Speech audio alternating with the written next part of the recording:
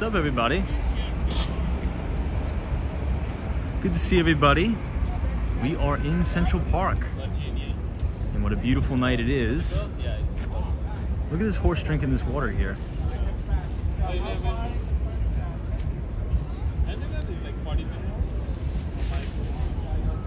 This kid's getting a kick out of the horse right there. So this is Central Park South.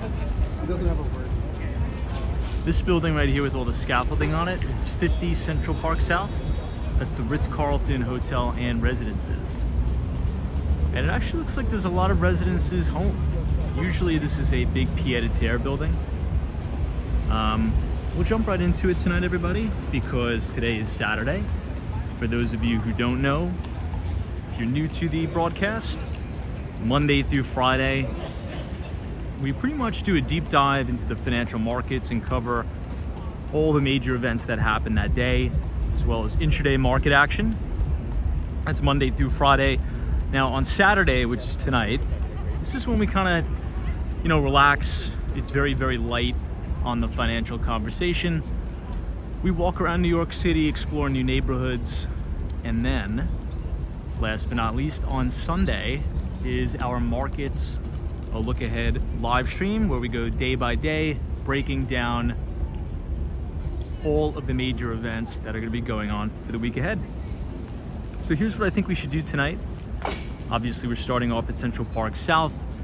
You see this absolutely stunning view of New York City's Billionaires Row, but I want to go back to the Lower East Side. Now, we were on the Lower East Side last night We were all the way down by Delancey as well as the Williamsburg Bridge. I want to spend a little bit more time down there. It is Saturday night, and I think there's going to be a lot of activity.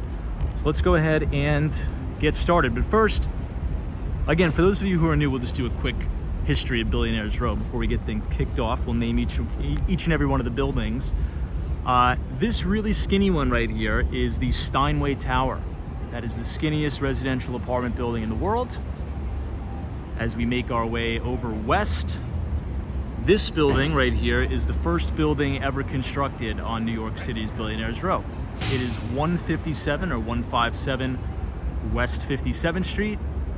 You also have the Park Hyatt, New York, that is in that building as well. That's the first building ever constructed by Extel. If we move a little bit over here, this big one, which is the tallest building on Billionaires Row, that is Central Park Tower, 217 West 57th Street. Gary Burnett's building as well, Extel. And then here we have the best-selling building on the row with the gold top. That building is 220 Central Park South by Vornado.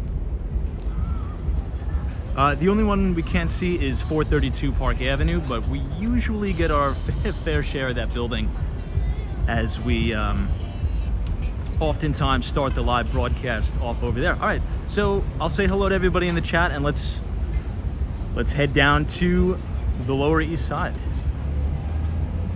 So I see Faith, what's going on? Joe Ratz, welcome. Austin City Limits, Alan says, I'd like to see the inside of Steinway. We'll try to, go through that little rotunda. We tried to do it last night, but they're pretty tough on the security there. I'm not gonna lie, so the garage doors will probably be down yet again. Now, here's another Billionaires Row building, which is kind of cool because you have the moon right above it. This is 53 West 53rd Street. Now, granted, it's not on 57th Street, it's on 53rd Street, but nonetheless, it is a Billionaires Row-esque building. I see Steph UF is here. What's going on? Shannon, welcome. Chris Foster. It's Tom. Chris is here again. What's going on? Thanks, Chris, for joining us. Trust you're having a good weekend. And happy Father's Day weekend, specifically to all of our fathers. So, hope everybody's having a relaxing weekend so far. Pretty interesting plans, hopefully. William, what's going on? I see Marty. Sunshine after rain. Welcome.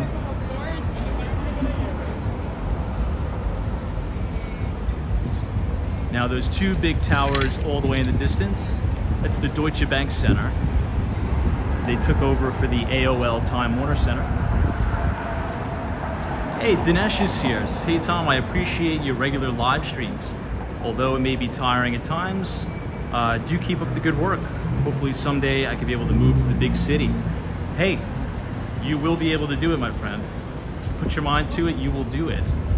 And look, New York City is the city of opportunity. It's the place for everybody to come and make a living and make something of themselves. So I think regardless of what you see in the media nowadays, particularly surrounding big cities in general, I listen to some major podcasts that actively tell their audience, get out of big cities, move to a rural area and, stock up on canned goods. I think that's really bad advice if you are young and you're trying to start out a career. There's no better place to kickstart your career to success like a major city like New York, San Francisco, and the like, because that's not only where the opportunity is, that's where the competition is, right?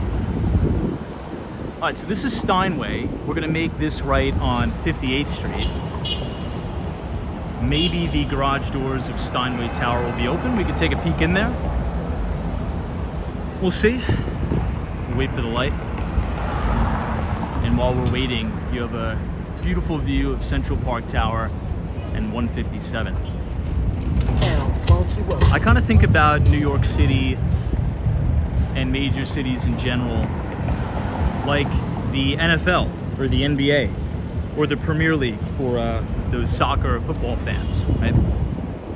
generally speaking, and I know it's kind of like a cliche saying, but you are, everybody knows the saying that you're the byproduct of the 5 closest people you hang out to.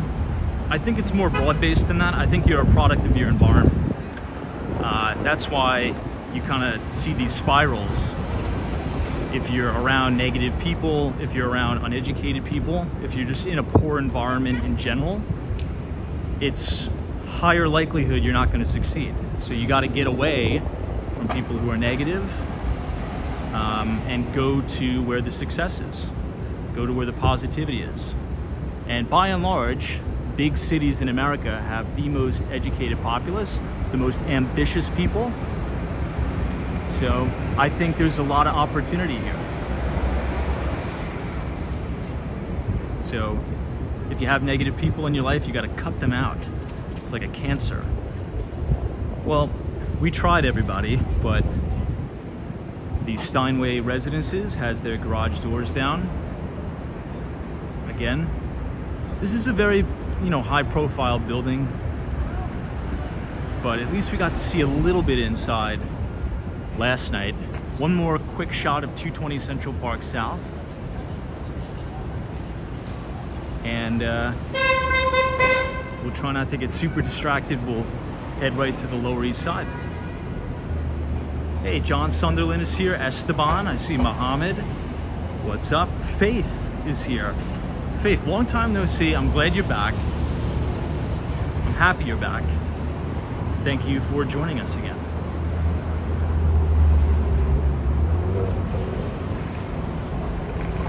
But yeah, Dinesh, hopefully you'll make your way over to New York City rather soon. I see Rodrigo is here. This is Hello Thomas. Good evening, Rodrigo. Welcome. Thanks for joining us. We're going to make our expedition down to the Lower East Side. I think I may take a slight detour because Times Square is going to be rather busy. Let's just say that. So we'll take 2 detours. The first detour is going to be right here. I want to show you guys what the subway is like right here on 57th Street. You can get the F and M train. Now the M train, you can go all the way to Middle Village. If you're not familiar with where Middle Village is, it's in Queens. It's actually a very nice neighborhood, residential neighborhood in Queens, Middle Village.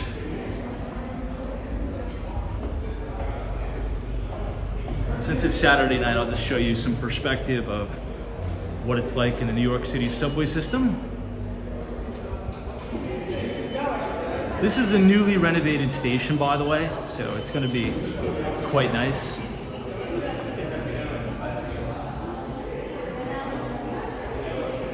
You have some artwork here.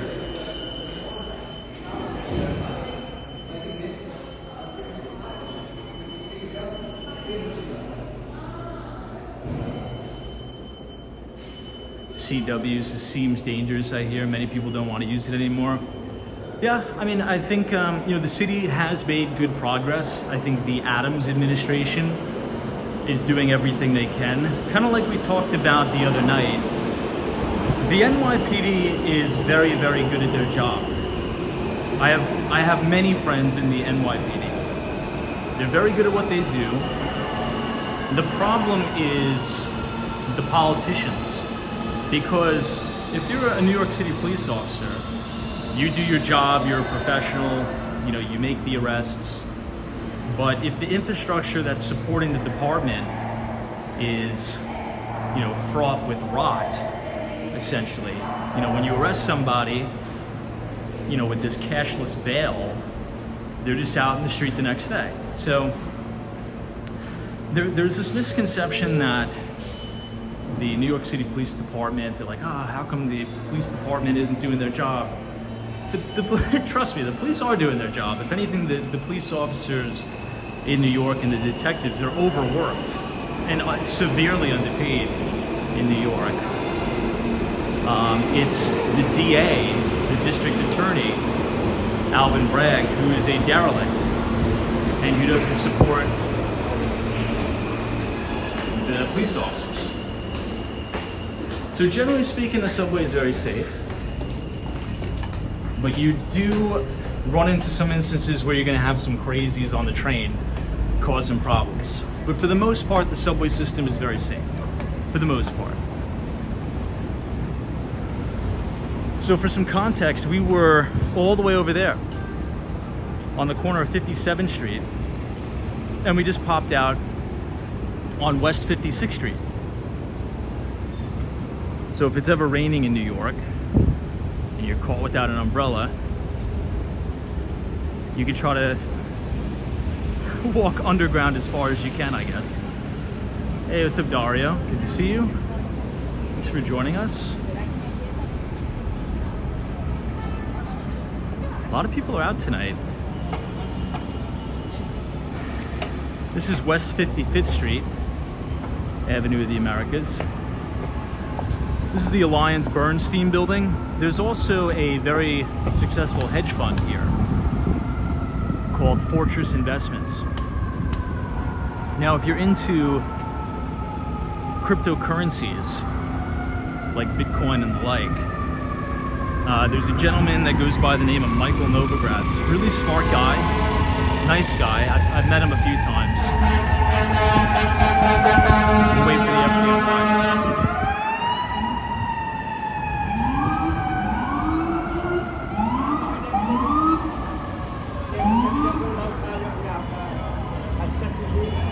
So Mike Novogratz got his start on Wall Street working for Goldman Sachs, and before that he was in the Marine Corps, and I think he was a Marine pilot or something like that. So when he got out of the Marines, he joined Goldman Sachs. He worked his way up to partner, and he was a partner at Goldman right when they went public. So you could imagine the windfall profits there. Goldman Sachs is a Wall Street mega bank that trades under the ticker symbol GS, Goldman Sachs. He left Goldman Sachs, went to work at Fortress, and then he left Fortress to pursue his own firm called Galaxy Digital.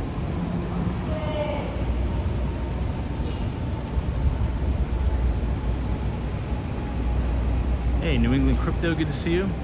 How's the internet tonight, everybody? Because my phone keeps saying that the network is unstable.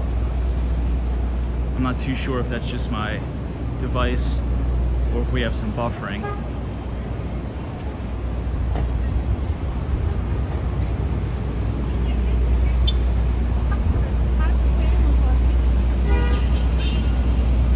Dario, this is perfect.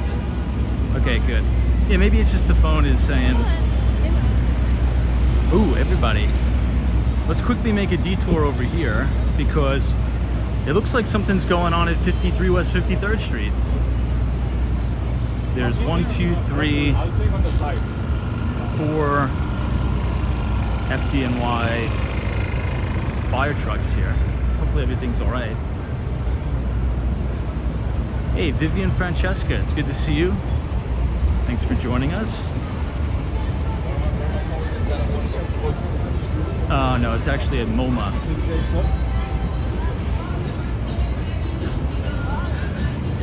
Well, anyway, this is the main entrance to 53 West 53rd.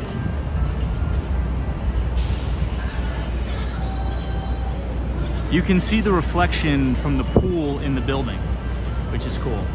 Hey, Miss Brown Eyes is here. Lemonade, welcome.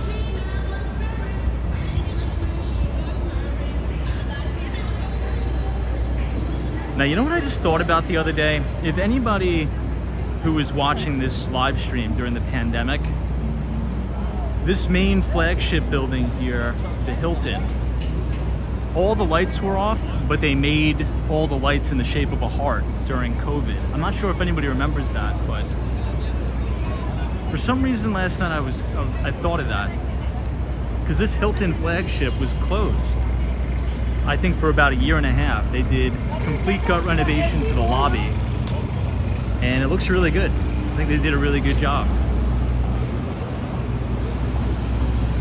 Another hotel that went under a full renovation is the Park Lane Hotel, which is right at Central Park South.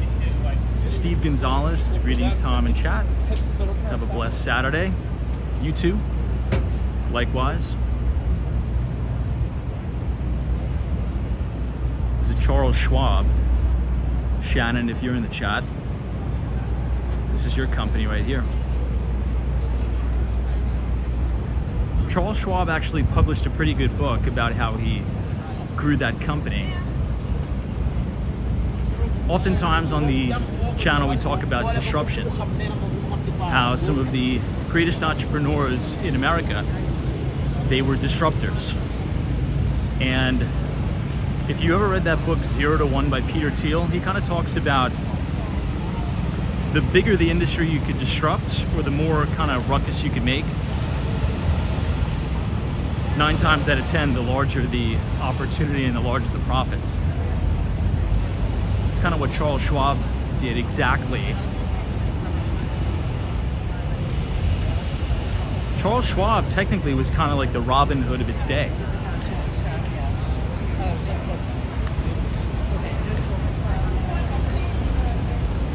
Red Rants says, would you have any advice how to deal with fraud?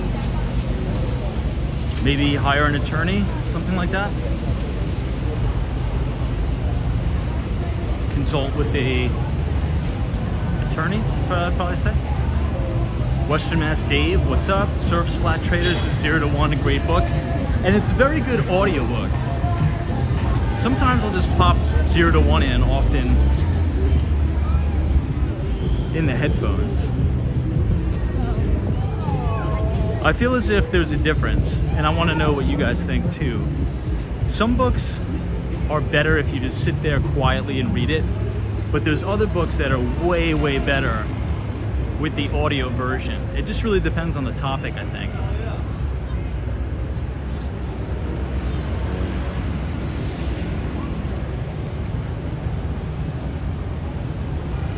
All right, here we go, Radio City Music Hall. Deja Vu says, I still have 9K shares of Lehman Brothers worthless paper. Oh, you're talking about the physical stock certificates? You'd be surprised, they're probably worth like something for a collectible. If you have original Lehman Brothers stock certificates, I don't even know if they, because back in the day, you would get issued physical stock certificates. I actually was gifted a few stock certificates from a good friend of mine. I would keep them, that's kind of cool. That's a piece of Wall Street history there. That's awesome.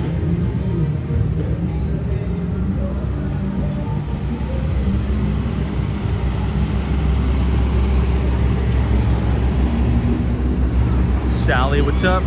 Good to see you. Shell says, yeah, it depends on what the audio sounds like. Depends on who's reading it, I guess. Michael Wooten says, if I had $1,000 to invest, would you put it in the S&P or buy Bitcoin? I don't know. I would look at all your opportunity cost. That's what I would do.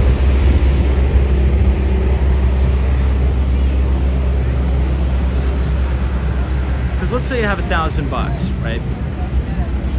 What's a higher probability, right? And trading in the investment business is really a game of probabilities and statistics. If you're good at statistics, you'll probably be good at investing.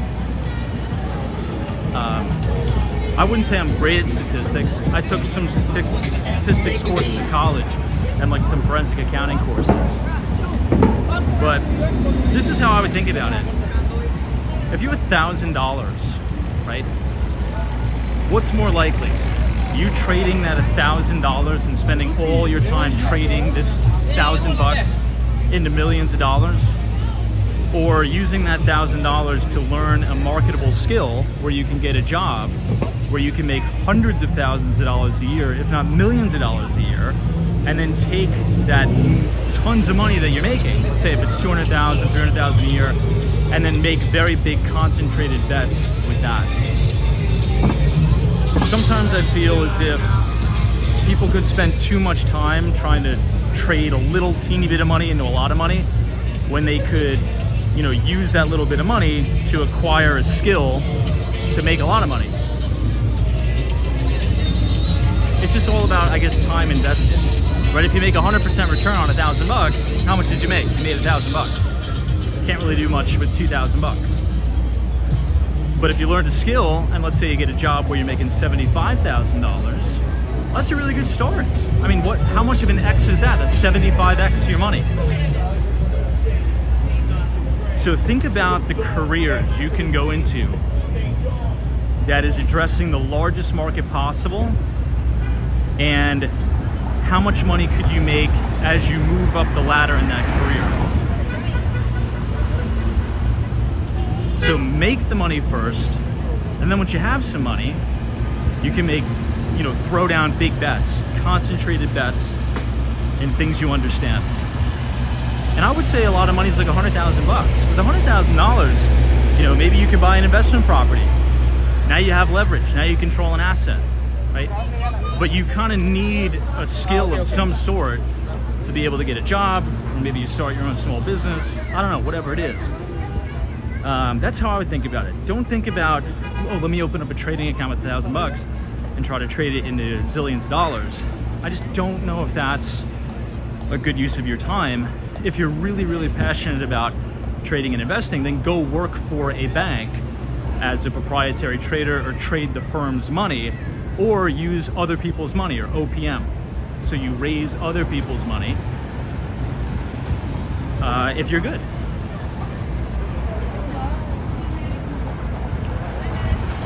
That's just my take. Doesn't mean I'm right.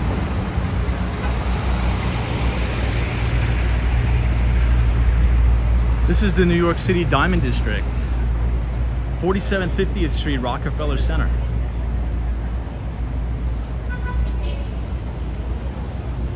Look at that, 270 Park. Carl Ross, Tom, I started with $100,000. It took 18 months to make my first million. Love that, Carl. That's what it's all about. God bless you, and wish you many, many more, much more success. Western Mass Dave's today. I finished putting in the air conditioners. Oof. Yeah, I remember living in an apartment where I would have to call the super to put in the window AC units, and then half the time when they would be put in, they wouldn't work.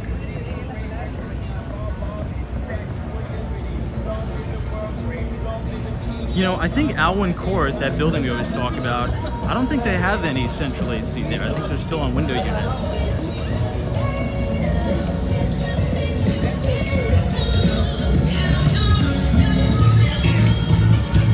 All right, I think we're making good time. This is West 46th Street.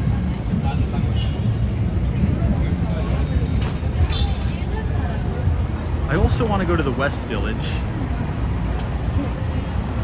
and the Lower East Side. I guess I'll have to make a decision as to where.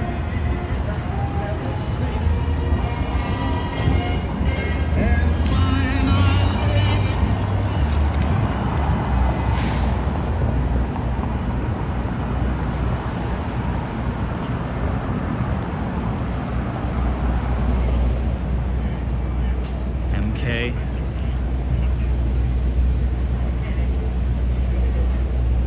Get real estate or insurance and make good money. I mean, in America, you can make a really good living pretty much in anything you want. If you're the top 10% producer, top 5% guy or girl in any field, you're gonna make a lot of money. You're gonna do really, really well for yourself. That's what's so great about America. Okay, let's wait for the light here.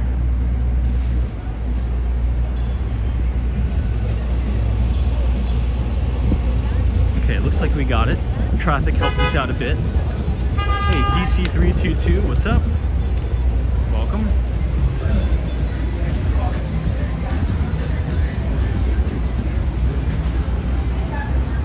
Wow, Shell says it took me living in my house for 20 years to finally be able to afford central AC. It is well worth it. Yeah, I mean, I oftentimes think, how are people doing it and how are people surviving in places like Miami, Florida, Phoenix, Arizona in the summers, Vegas, without any air conditioning? I mean, obviously they were, right?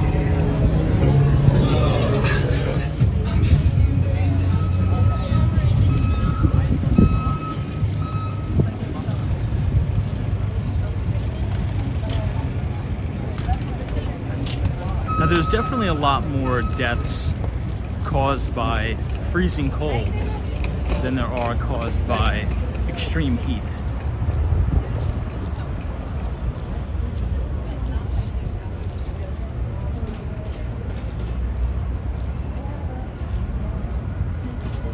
Michael says, if I had $1,000 to invest, would I put it in S&P or buy Bitcoin? I just answered the question. I spent about, I think, 20 minutes answering the question. I gave you the answer. That's what I think. Peter says the population of Miami in the 1960s was nothing compared to today. It's crazy how it's grown. South Florida in general, not just Miami, but Fort Lauderdale.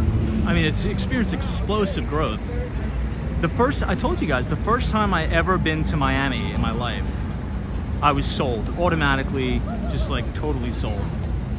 I honestly couldn't even believe it was a real place. I was that shocked. I was like, how come everybody doesn't live here?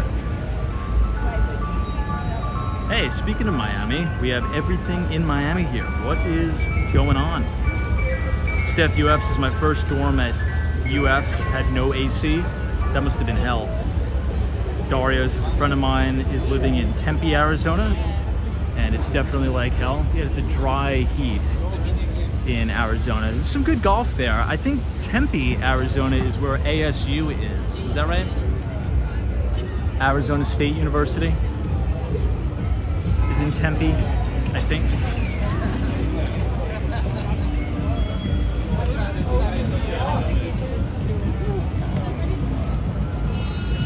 Zozo Bob says Miami's population doubled after AC. I believe it.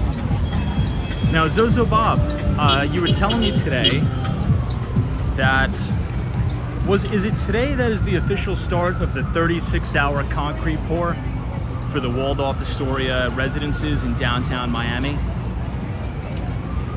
Maybe they had to postpone it because Miami's been getting rocked with an unbelievable amount of rain. But for those of you who are not familiar,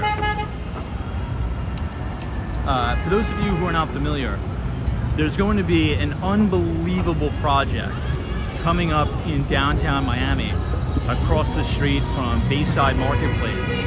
It's called the the Waldorf Astoria Residences. It's going to be over 1,000 feet tall, and it's going to be the tallest building south of the World Trade Center. And they had to use a special engineering tactic called soil mixing to be able to build a building that high. And apparently today they were supposed to start a 36-hour concrete pour, but I'm not sure if that is on track because of the rain. All right, 42nd Street here, Bryant Park. We're gonna avoid Times Square tonight because it's just gonna be too crazy. And we'll make a straight shot toward the Lower East Side.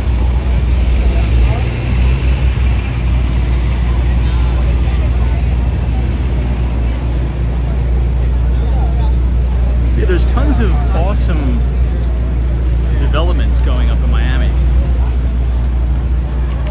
We might as well take a quick detour through the park.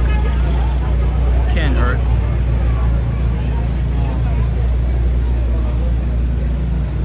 You have the Bentley Tower going up. You have the St. Regis. Aston Martin building is now complete. Then you're going to have the Waldorf Astoria.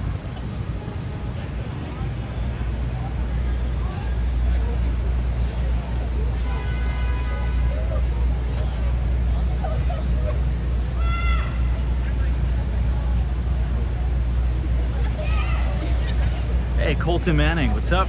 You working tonight? We just passed you. We just passed your job.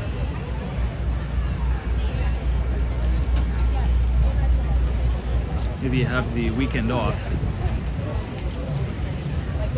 The beautiful Bryant Park fountain is on tonight.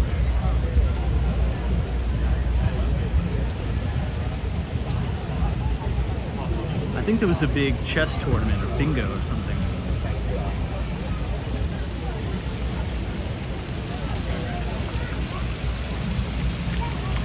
Hey, Brian, what's up? Good evening, Tom. What's up, Brian?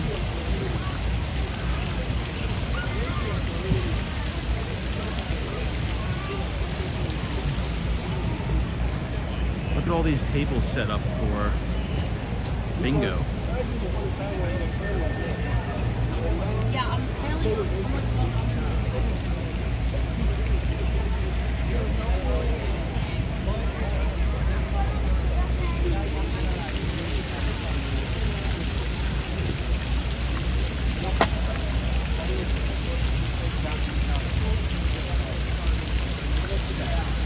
Hank P. What's up, Hank?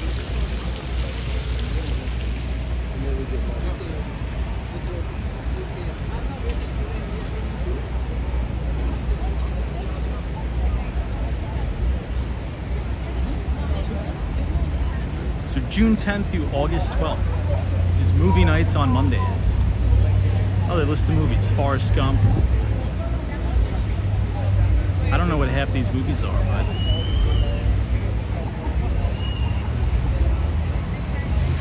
the only one I know is Forrest Gump and Titanic. The others, I have no idea what those are.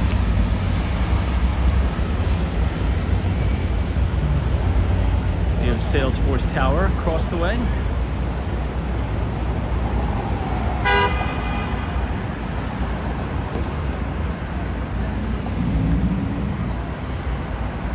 Hey, Robert from Harrisburg, Pennsylvania.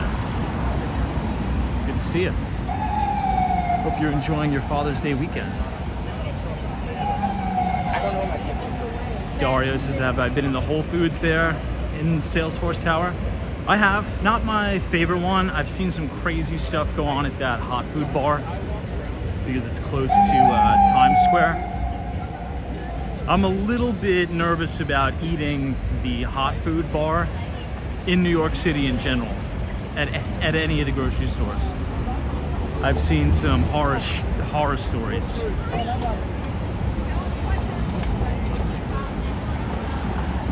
You know, like people putting their hands in the food, like eating it, putting it back, crazy stuff. I would say the cleanest Whole Foods in New York, probably down by Wall Street, inside One Wall Street. Or the Deutsche Bank Tower at 59th Street.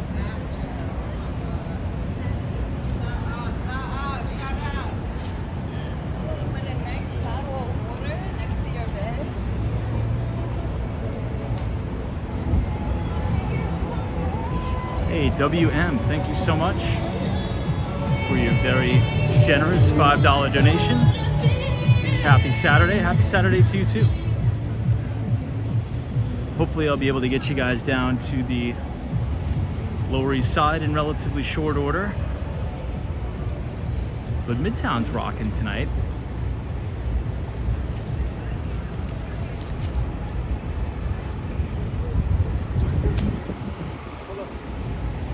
And it's so clear you can see a straight shot all the way down to the World Trade Center too. Hey, Solo 401. This is what shenanigans are we up to tonight? Well, maybe we'll go to the Lower East Side, maybe we'll go to Delancey. Right when I turned off the live stream last night, when I came back, coming off the Williamsburg Bridge, man, there were so many people. So we got to go back there again. I want to show you guys the nightlife over there. I feel like you guys are pretty well versed with Midtown Manhattan, so it's time for us to venture out to other neighborhoods.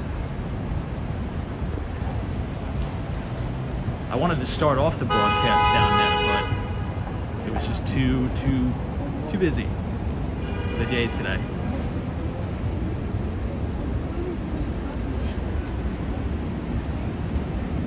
Oh, does anybody know who I ran into? I think you guys will get a kick out of this. Hold on one second. So I was in the office today.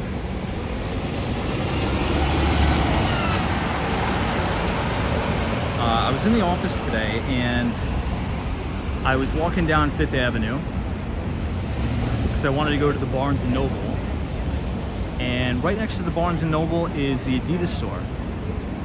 And I see Gerard Piqué with his 2 kids. I think he has 2 sons going right into the Adidas store. So if anybody's a big fan of soccer or football, any Barcelona fans in the chat, also any Spain national team fans, yeah, I ran into Piqué today. So that was cool, I guess. And he is tall, crazy tall. I mean, he must be 6'5". He must be 6'4", 6'5", because that guy is ridiculously tall.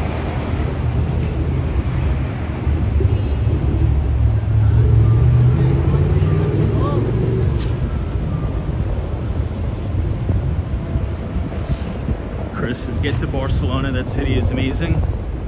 Yeah, I definitely have to travel a lot more for sure.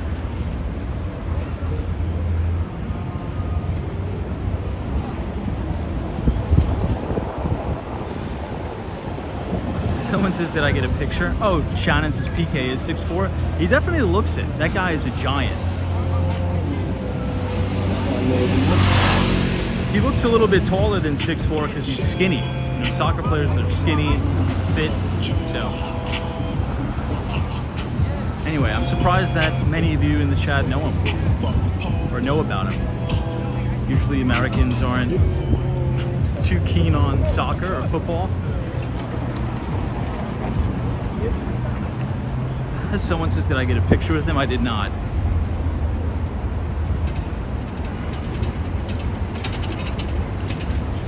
He was with his 2 kids. I don't want to interject.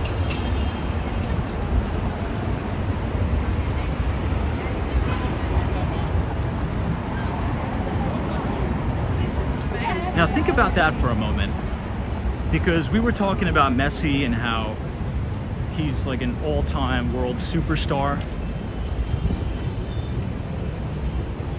But he came to the United States to play for Inter Miami, and a big part of that is to have somewhat of a normal life. Because there's no shot, no chance, zero, that a guy like Messi could walk around freely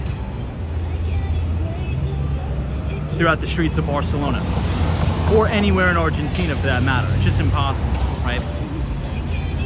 But in the United States, because soccer's not super big, you know, generally speaking, he'll be fine. I think we could say the same thing with Piqué.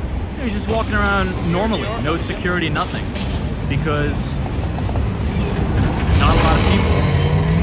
Man, that truck driver just blew that red light.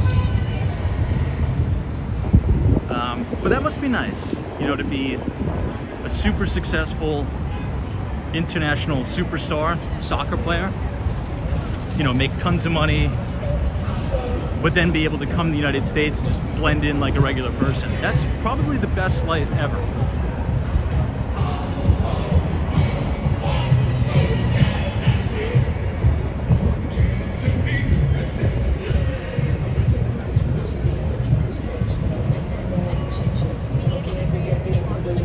Ethan G's, Tom, are you into soccer?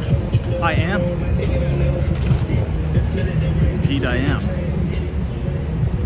I used to play a lot of soccer back in the day, not anymore. I'm old, getting old, guys. I played in college, things like that. All right, 34th Street, Herald Square.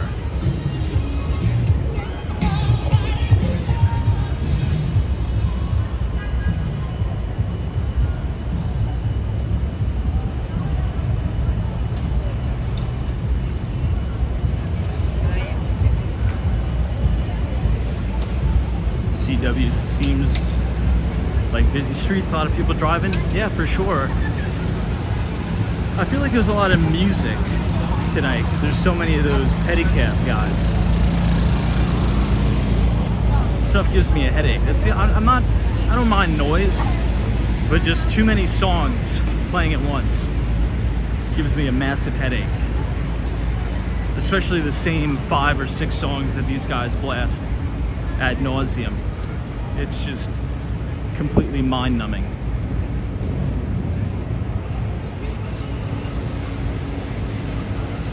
All right, here we are at Macy's.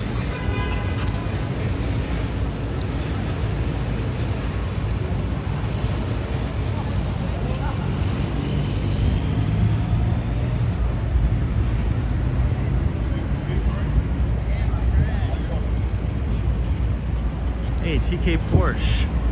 This is Tom. Would you know Patrick Mahomes if you walk past him in Manhattan? I probably would, for sure. Now, I'm not a big football fan, but I feel as if Patrick Mahomes is bigger. He's a bigger name than just football. You know, I feel like most Americans would recognize him. Kind of the same concept with Tom Brady, right? You don't have to be a big football fan to recognize Tom Brady. Oh.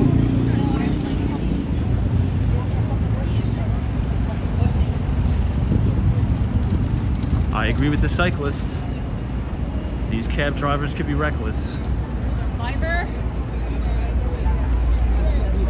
So I am team cyclist for that interaction.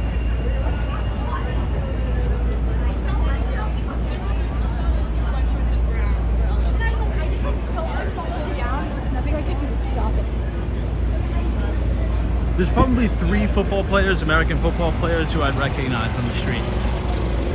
Patrick Mahomes, Tom Brady, and Chad Ochocinco. That's probably about it.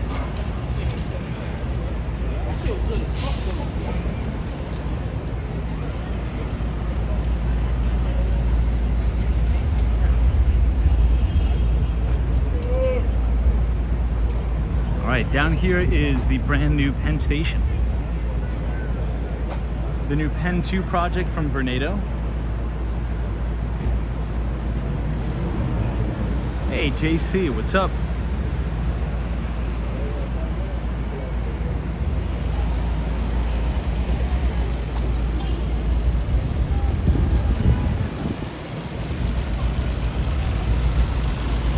You just passed Koreatown. 32nd Street, Korea Way.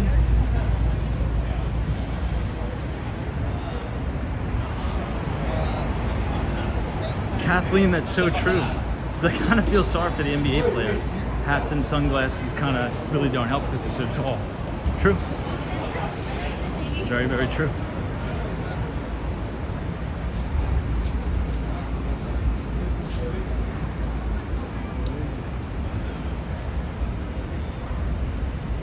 I want to take you guys past the Virgin Hotel.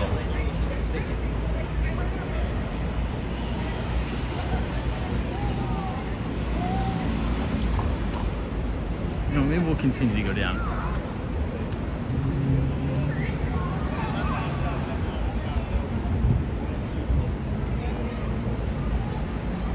It's Saturday, 10 o'clock.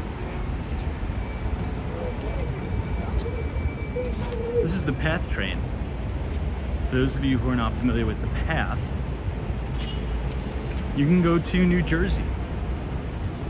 The only time that I've taken this PATH train was during the pandemic, because everything in New Jersey was open in terms of indoor dining, but everything in Manhattan was closed.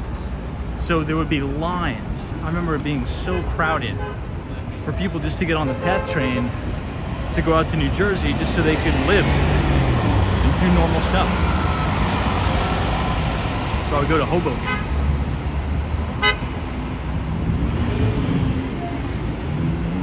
All right, we have the light. I want to show you guys the new Virgin hotels. And then we'll walk down Broadway, and that will take us directly to Madison Square Park. Someone says, what do I think of the Paris Olympics? I don't really know too much about it.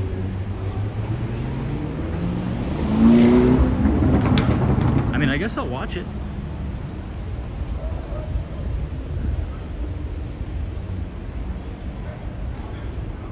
try my best to watch it. The Electric Shuffle, cocktails. What does this say? And shuffleboard. What the heck is that?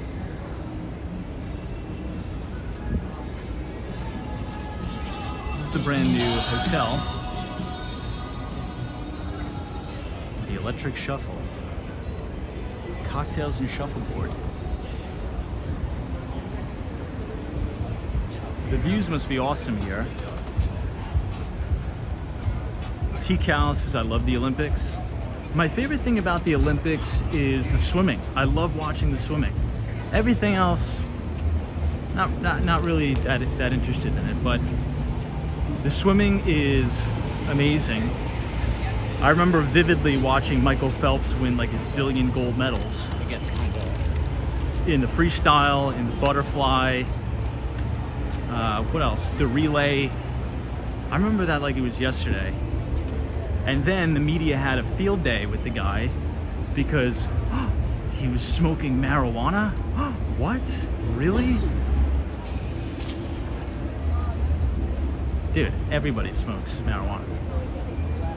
Remember how crazy, I mean, think about like how normalized, I guess I'll use that term for lack of a better word, how normalized marijuana has become now, where it's like no big deal. But back then they were trying to crucify Michael Phelps and say that he's the biggest scumbag in the world because he smoked weed. What a clown show that was. Anyway.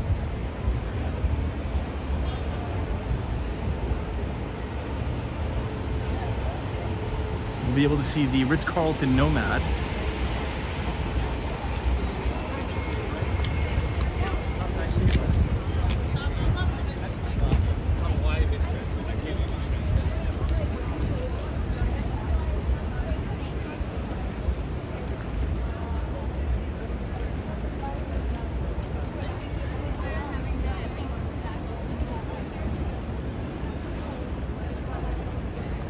Shell says, I don't smoke. I have a job that doesn't allow it. Yeah, I don't smoke either, but I don't see a problem with people who do.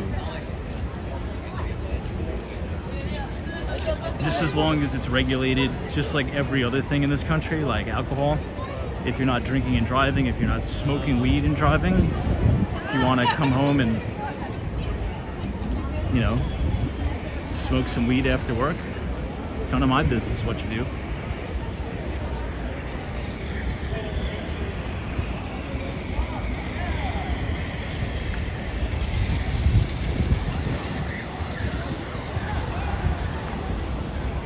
I think this is that vegan ice cream place.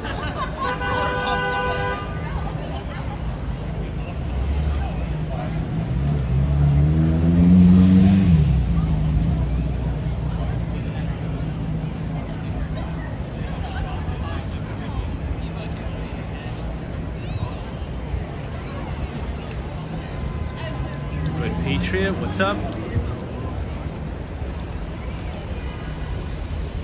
This is the Ritz-Carlton NoMad we're standing outside of right now. You can get the R and W train.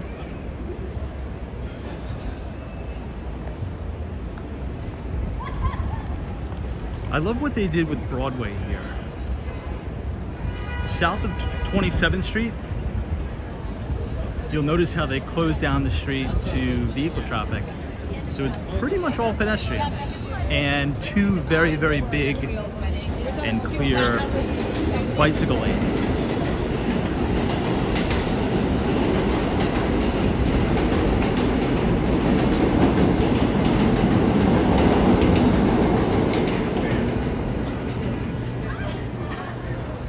To the right, this is that ice cream place that's infused with alcohol. And they just opened a spot in Miami. Liquor infused ice cream bar.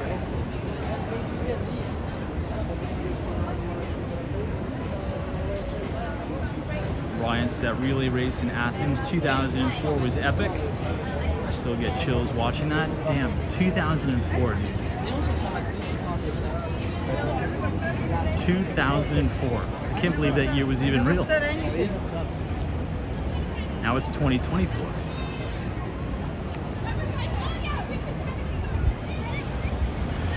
You know, I remember so vividly my first internship. And I was at the desk, and everybody trolls the intern. They come up to the desk and ask you a million questions. You know, where you from? What are you doing? What are you studying? And I don't know how it came up, but they were talking about the year I was born. And they're like, what year were you born? I was like, I was born in 1995. And this was, 2014. And nobody could believe. They're like, what? There's a kid born in 1995 that's working with us right now? I can't believe it. That's ridiculous. And now I feel the same way about these kids born in the year 2000. I was like, what? You're working with me right now? We're co-workers and you were born in the year 2000? Like, is that even a reality? People were born in the year 2000?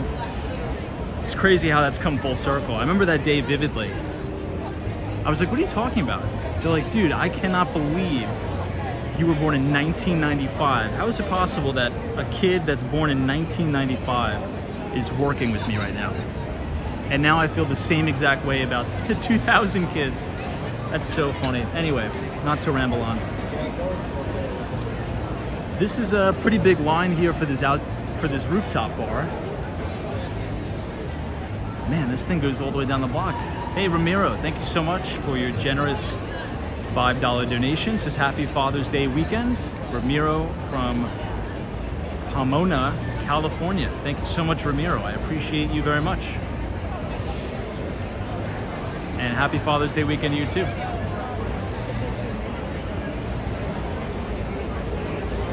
Wow, Tracks 101 says I was born in 2003. God bless, man.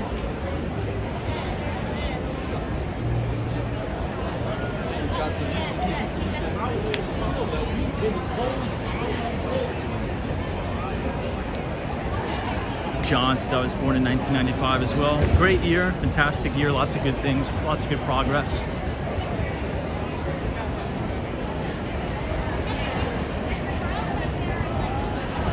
I really do believe that the year 1995 kicked off the global internet renaissance.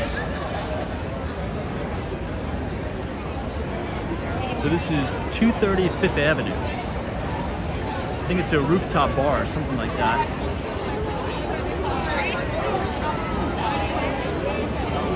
I'm not sure how everybody's gonna fit up on that rooftop. Wow, Colton Mannix is 1990 for me. There we go.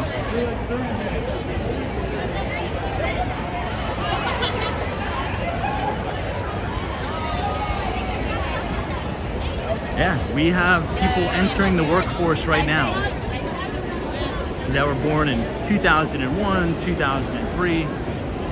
It's wild how time flies. Anyway, kind of back on track here. What do you guys think about what the city of New York did to Broadway, just south of 27th Street? They made it a more European feel. And I think this looks so much better than having a million cars, whizzing by. Would you agree? Would you rather be looking at so much street traffic, or would you rather be looking at people dining and having a good time outside? So I think the city is doing a really good job of making things a little bit more walkable. And it builds a better sense of community, right? Public spaces, open spaces where people could just congregate, sit down, enjoy a meal outside. I mean, I remember when this was just heavy traffic, clang and bang all the way to 34th Street. Now it's fantastic. I love it. I wish they would do this all the way up to Times Square.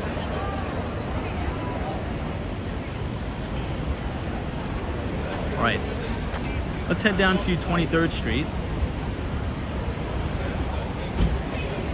We'll try to cross as safely as we can. But a lot of people are out tonight at the restaurants. Everything seems packed, doesn't it? It's good news.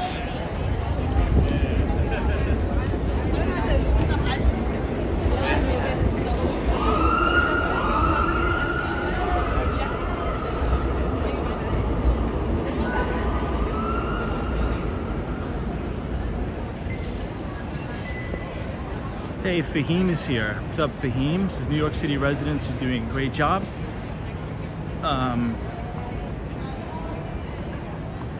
Advocating for public spaces and walkable streets. Boston could learn from it. I think I agree. I agree 100%. It's just more fun. It makes the city much more fun when you see everybody out walking around, which is now actually giving me some FOMO, fear of missing out, that we're not walking through Little Italy right now. Little Italy in the summer. I mean, you guys seen it a million times on the live stream, but that's a really fun place in New York too. I just love the city that I live in, okay? And I appreciate it. I have no idea.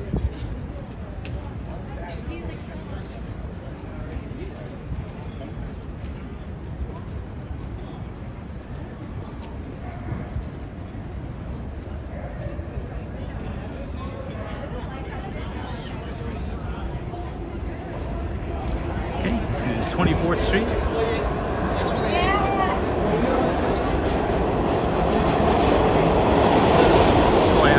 Elon Musk is joking that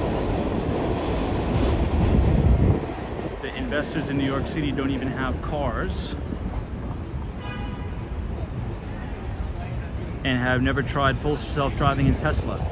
I did not see that. Did he? I'm assuming he tweeted that or made a post on X.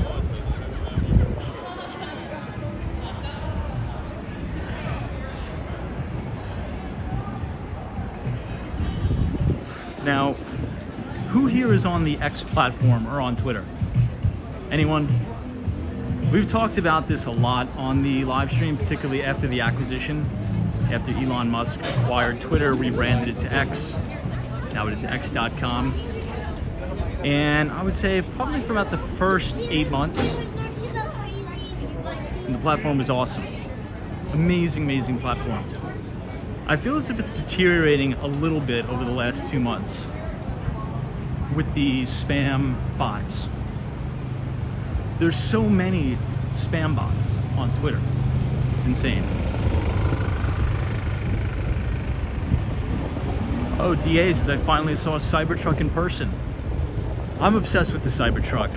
There was a video I posted earlier today, a walking tour of Brickell. And there was this matte white Cybertruck driving through the streets of Brickell. It was awesome. It was absolutely awesome. But if you guys are enjoying the live stream so far tonight, feel free to leave a like on the video and click the subscribe button if you're new. We do these live streams every single day starting at 8:45. Gary says, I think the experiences has been degraded. I agree over the last month or two. They have to do something about the spam bots.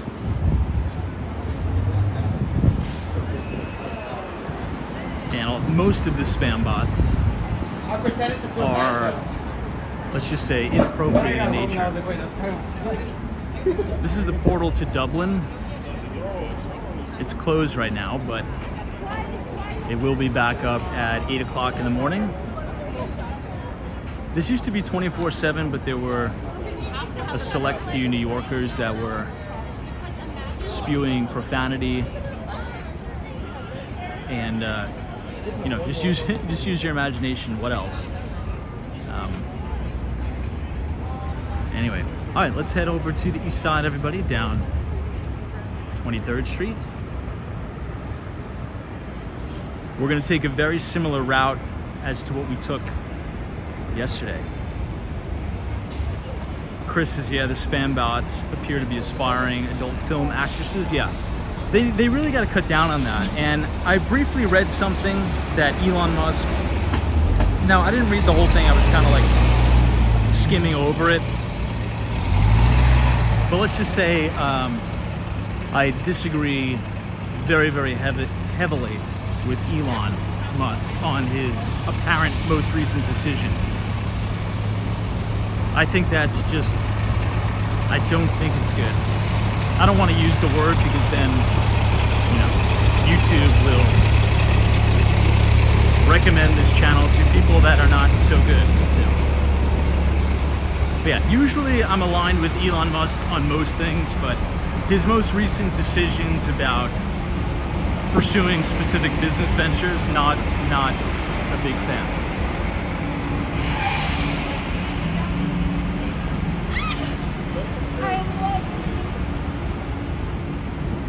Hey, Evan Weeks, what's up? Just in time, we just made it through Midtown. We made it through NoMad.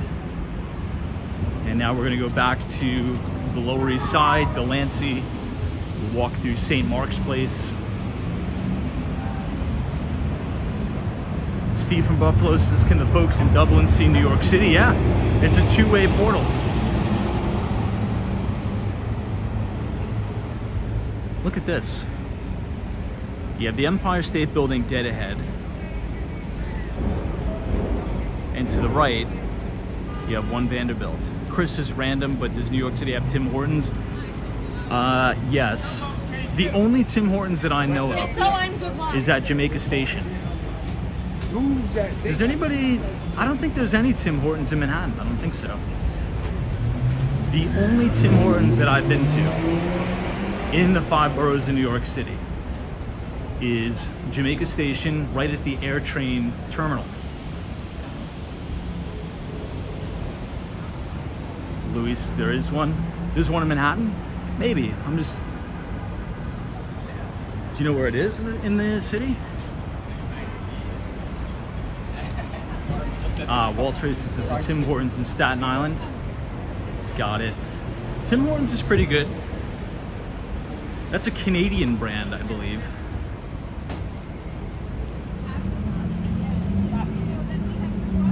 King's is in Midtown Manhattan. There's a Tim Hortons. Really?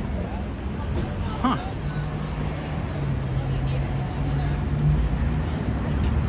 Where in Midtown?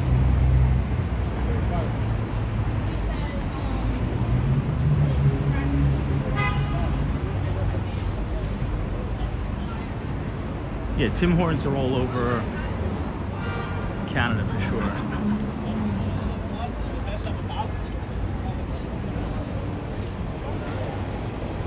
Someone says the Oilers are smashing it tonight. So who's in the hockey playoffs, everybody? Who's in the hockey finals? I think it's... I don't even know who it is now. I think Florida's in it. I didn't even know Florida had a hockey team. Deborah says it's Tim Hortons on 57th Street and 8th Avenue. Really? I'm in that neighborhood like every day. I would feel like... Huh.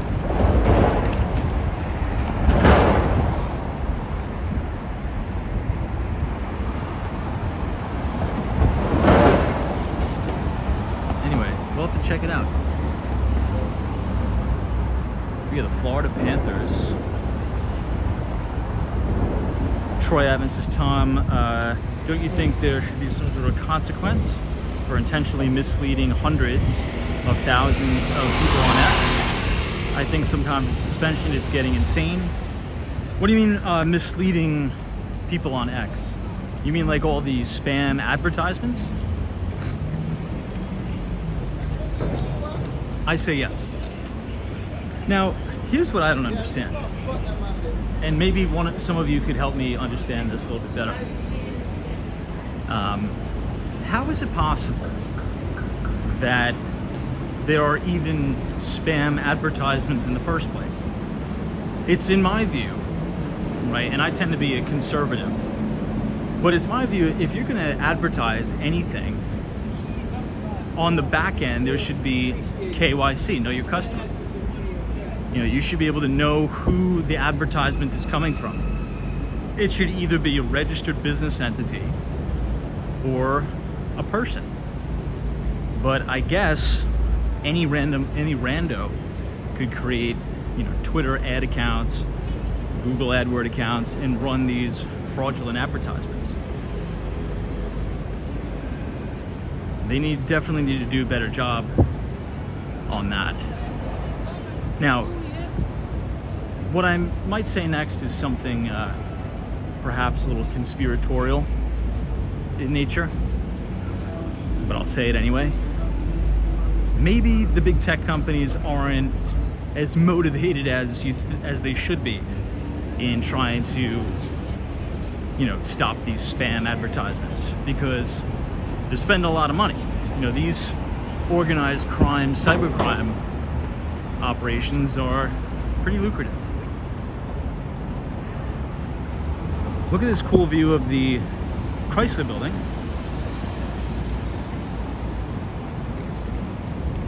23rd Street. Yeah, Yogi, that's true. This is Mr. Beast advertisements, and those are obviously not coming from him. But, there's probably 5 and 10-year-olds with their mom or dad's credit card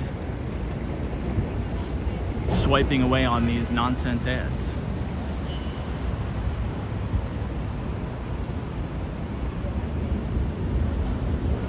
Now, this is 139 East 23rd Street. This is one of the buildings that we were selling. We have 2 units left.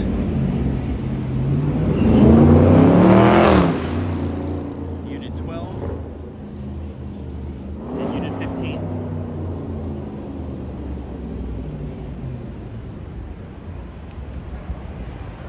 Yeah, Evan Weeks says it's not conspiratorial, it's just business logic.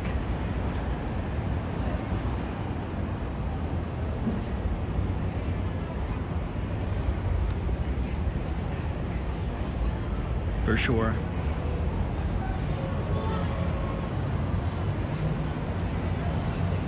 Nobody shares this when I watch a video on YouTube. There's like 5 advertisements now.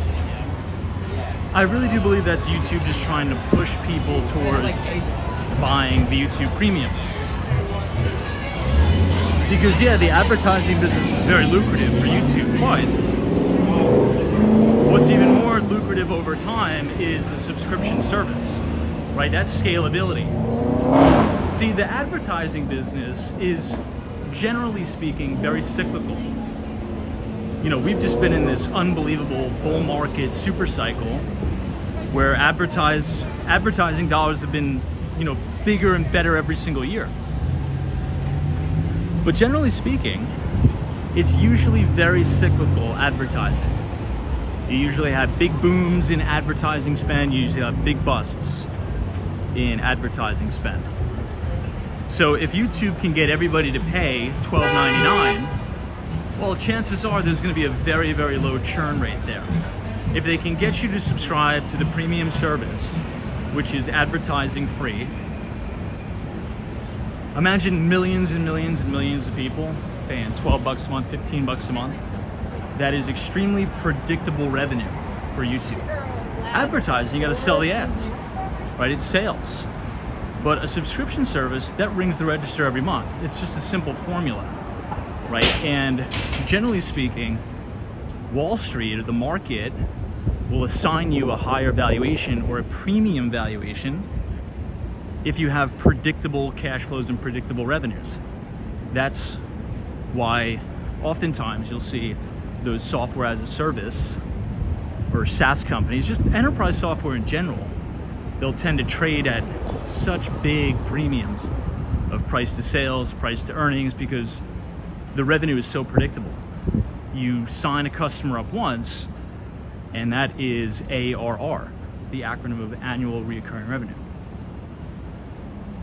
So I think, and let me know what you guys think in the chat, but YouTube will probably hammer you with ads, 5 or 6 in a row, and then they'll serve you their own advertisement saying, hey, try YouTube Premium if you don't like the ads.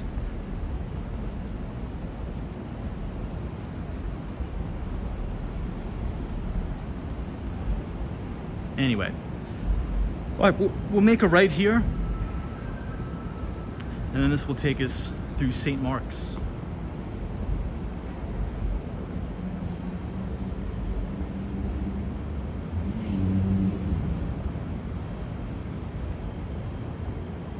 It's quite peaceful, this street. It has nice canopy of trees.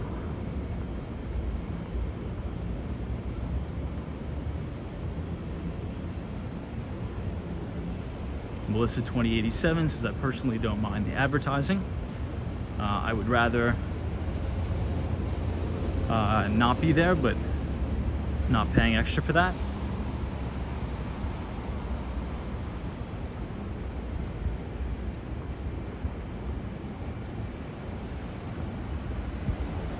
I mean, at the end of the day, very, very seldom when you see an ad, you're like, oh, I'm gonna go out and run and buy that product. It's more of just a subliminal thing in your face all the time, right? If you see something enough times, you're probably gonna say, what the heck, I'll grab it, I'll buy it. And it'll convert very well.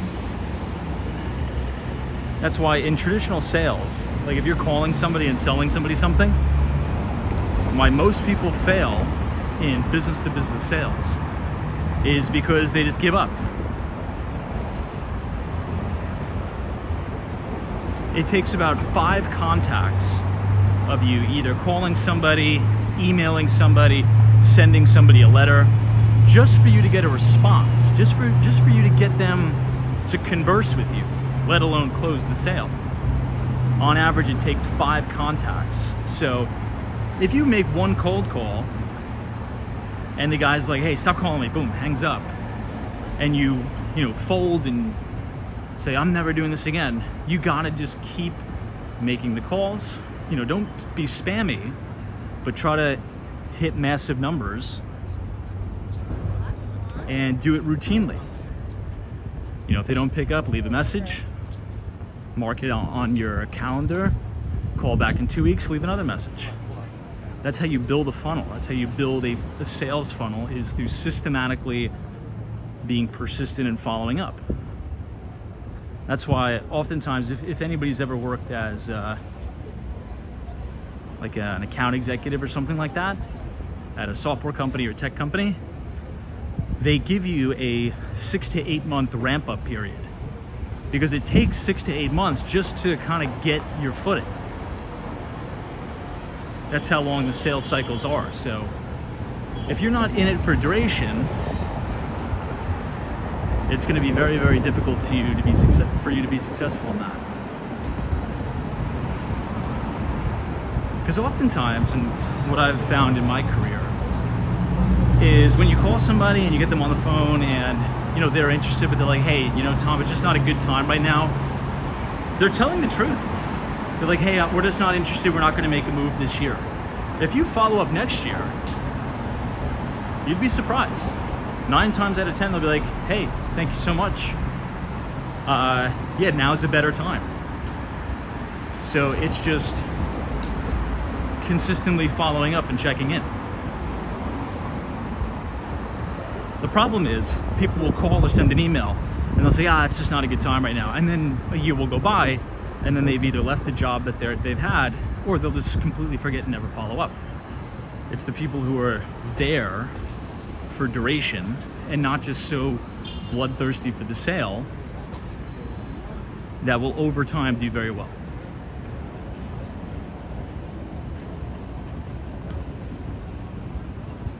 Okay, this is East 18th Street. This is going to take us right to 14th. So 14th Street, Union Square. And then you're going to start to see the foot traffic pick up a little bit more.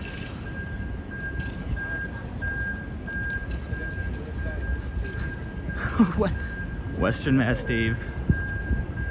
Yeah, we were walking pretty fast last night. Why, are we walking fast again tonight?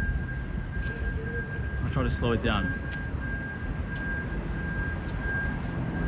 I feel like we're going normal pace.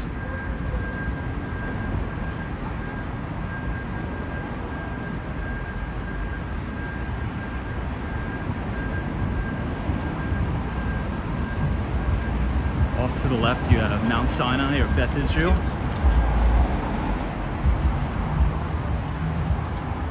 If you guys are enjoying the live stream tonight, feel free to leave a like on the video and click the subscribe button if you're new.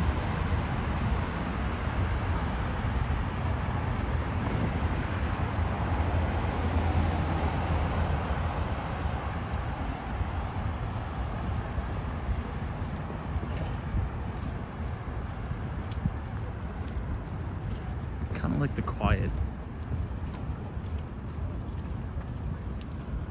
Because where we're about to head is going to be pretty much the exact opposite of where we are right now. I don't know. We never spoke about that. Troy Adams says, are we streaming in 1080p? I think so. The selfie stick? Let me see.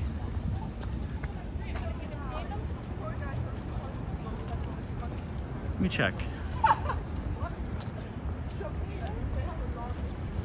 He wasn't even filming himself. He was filming.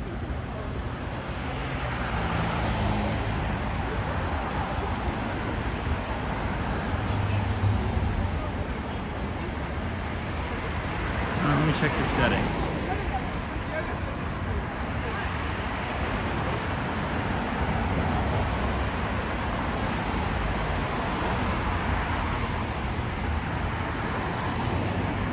All right, let me check. Hold on.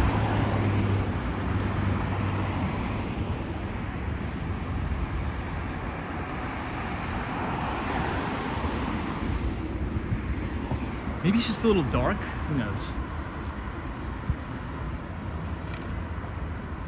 DAs, is Tom? I'm not too sure. Not too sure.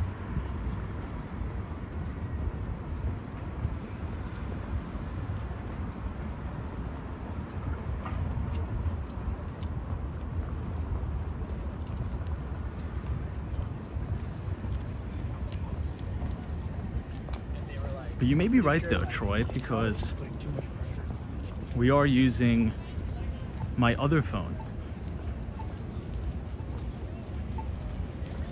And I will say my older phone is way better than the newer phone. I have a newer, older phone that I have for like taking videos and things like that.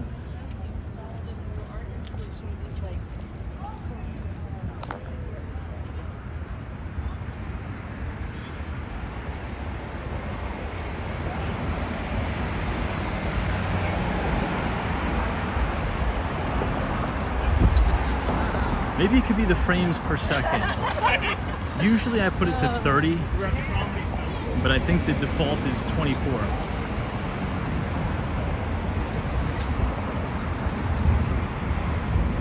Fahim says, what's my music rotation this summer? Fahim, that's a really, really good question.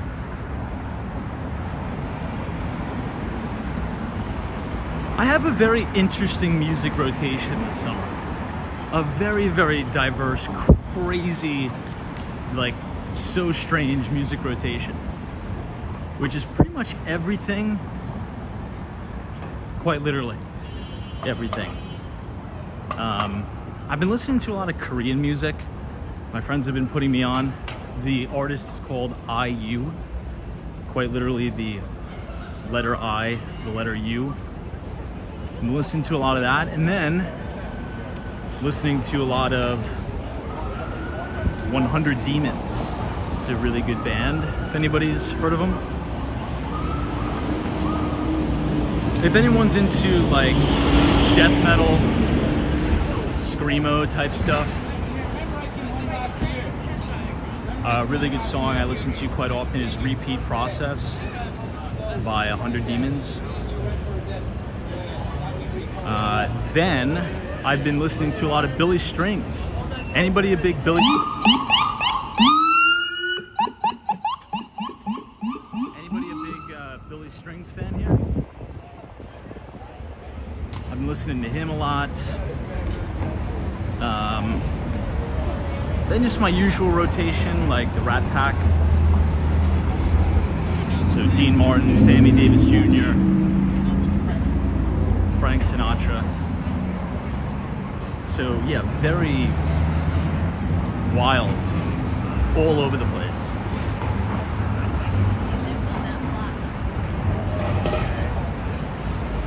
Yeah, that's where I was about.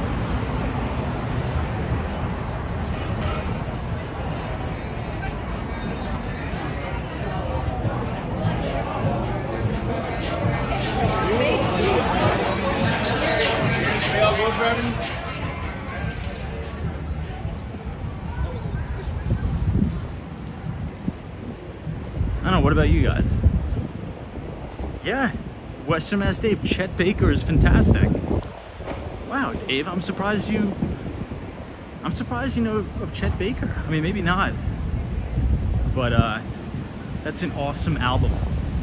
The New York, I think the album is called Manhattan, something Manhattan, but great, classic.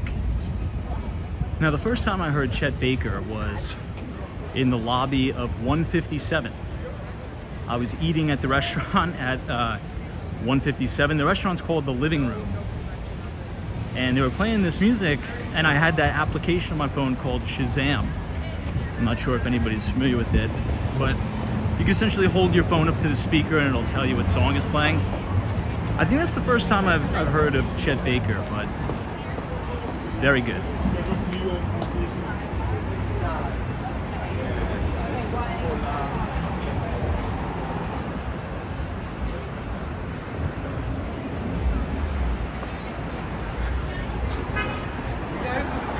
This is the Tribeca Film Festival.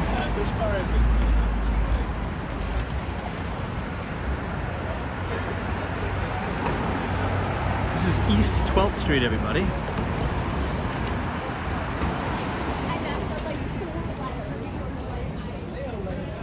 Gord says, Tom, you could literally retire making YouTube videos. You have a voice, the talent, and the personality. Thank you so much. I don't know, it's not really, I just like to do the walk-arounds, the chats. Not really into the whole big production. But I appreciate your support. Appreciate you watching.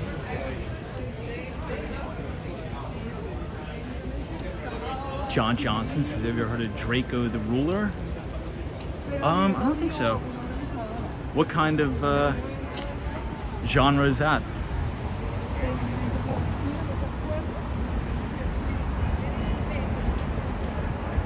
Yeah, feel free and please, encouraged to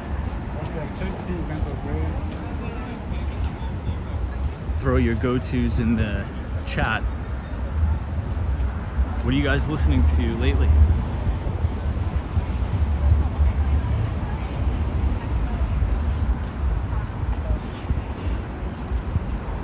Hans Zimmer.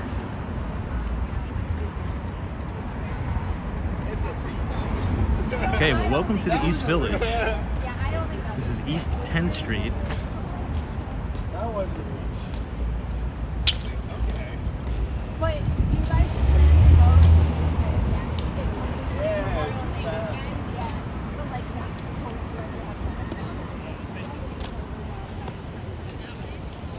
right, let me see if I can zoom out.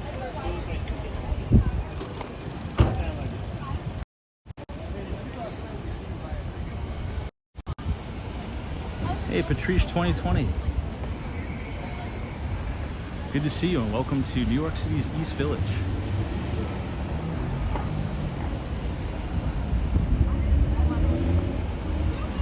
Yogi says mostly AI EDM. Cool.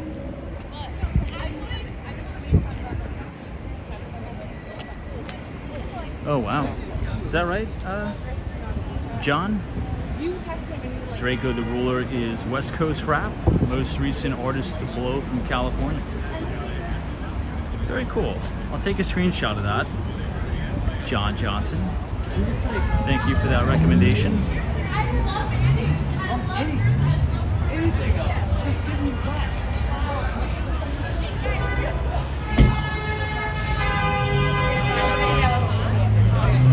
As you can tell, the foot traffic is picking up quite a bit as we head further into East Village.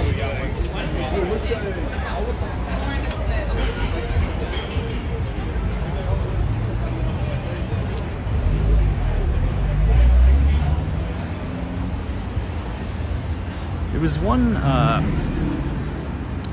remember in my college years, that was when all of these SoundCloud artists were popping out of the woodwork. Unfortunately, many of the ones who were quite successful in their day were murdered or killed, which is quite sad, right? Because I mean, if you work so hard making the music to get out of the situation, and then I forget the gentleman's name, but his music was actually quite good. XXX Tentacion, I think, was the gentleman's name. I enjoyed a few of his tunes. Right here. Your mouse up here. My ear is up. Right, everybody, this is where we were yesterday, but just on the other side. This is that boba place. Right here on St. Mark's. It's this Taiwanese tea, which is really good. I'm actually tempted to get it right now.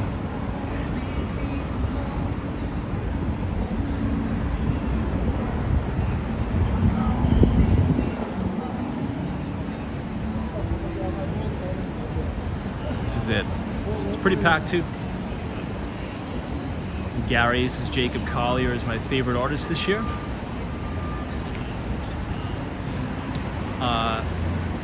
King. This is Yeah X and Pop Smoke 2. Yeah, Pop Smoke is from Brooklyn, New York, I believe, who unfortunately passed away as well. It's terrible, terrible. The gang violence is heartbreaking.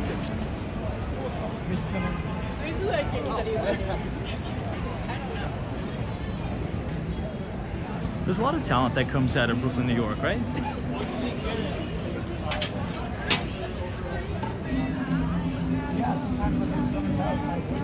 But what do you guys think of the Village so far? It's definitely a different vibe. It feels like you're in just a totally different city altogether. Different environment, different people. It really brings me back to my college days for sure.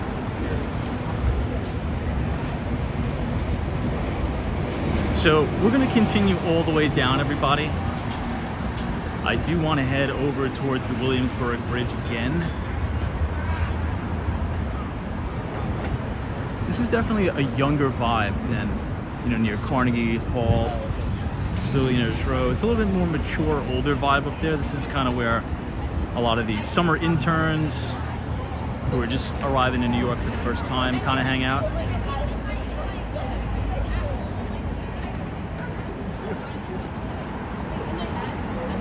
The corner of East 7th Street.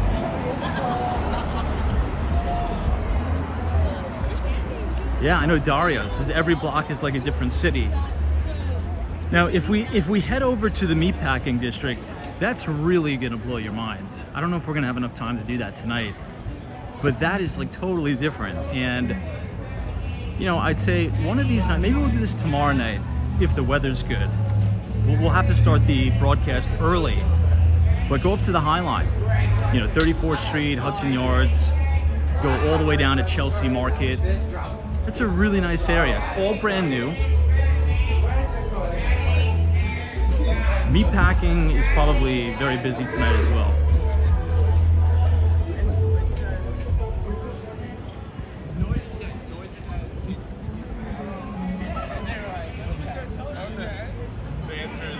We'll wait for the food delivery bicycle guy.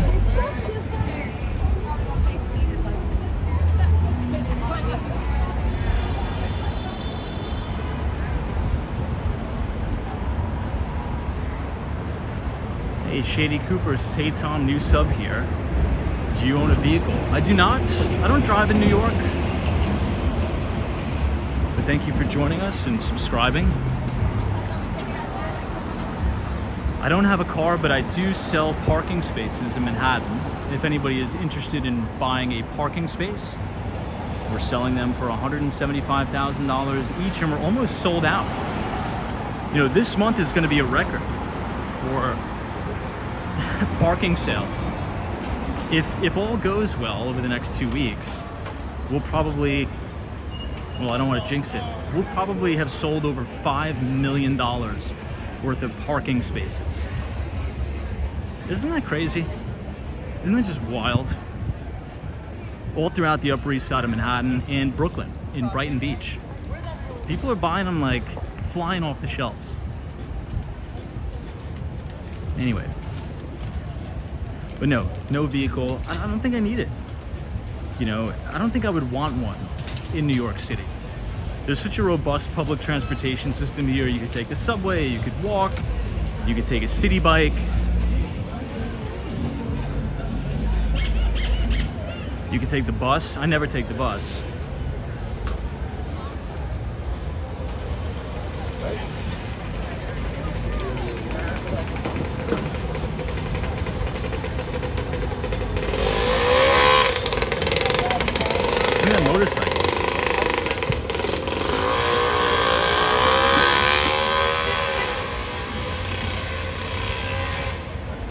Now, when I'm in Miami, I have a little Vespa. And you do need a driver's license for that. The way it was explained to me is that if the engine is smaller than 50 cc's, you do not need a motorcycle license. You could operate it with your regular driver's license. But if the engine's over 50 cc's, you have to take a motorcycle test. So similar to a driver's test, you have to, you know, go with the proctor or the instructor and do a motorcycle test. But I don't think I want to get an engine over 50 cc's because it would be tempting to drive too fast. So I feel as if 30 miles an hour max is much more than I would ever need.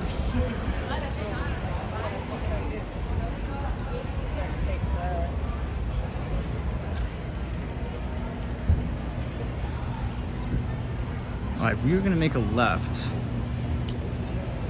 on East Houston Street. If you make a right, it'll take you into NoHo, and then Soho, which is the south of Houston.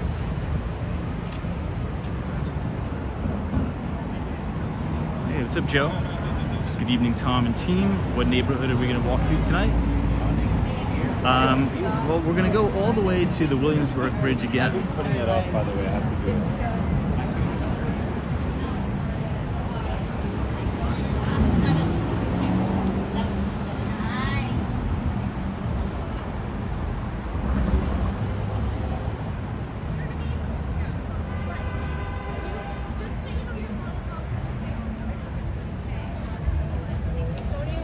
it. East 2nd Street.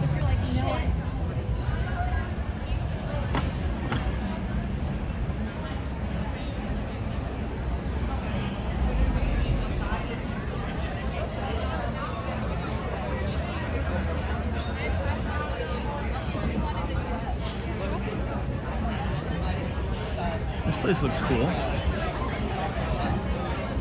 It's like indoor, outdoor. They still have the outdoor dining booth up. Looks cool.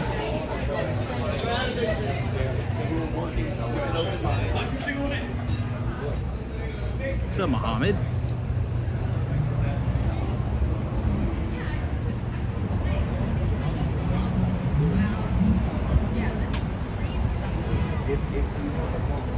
George's parking sales are what's up. Lyft is getting in on it in San Diego, as low as $1 per day. Oh, so what we're essentially doing is condominiumizing parking garages. So let's say if an operator goes in and buys out a valet garage in Manhattan, we'll then go to the city and rezone it as individual deeded condo spaces. So you purchase an individual deed to your space, just like buying a house, just like buying a condo. So you pay $175,000 or $135,000, depending on where it is. Then you pay your taxes and your HOA. And essentially what this allows the owner of the garage to do is liquidate at a very, very high cost. You know, if there's 150 spaces in the garage and you're selling each unit at $150,000, it's a pretty nice exit. And what you're seeing in Manhattan is the valet parking operators. It's very laborious.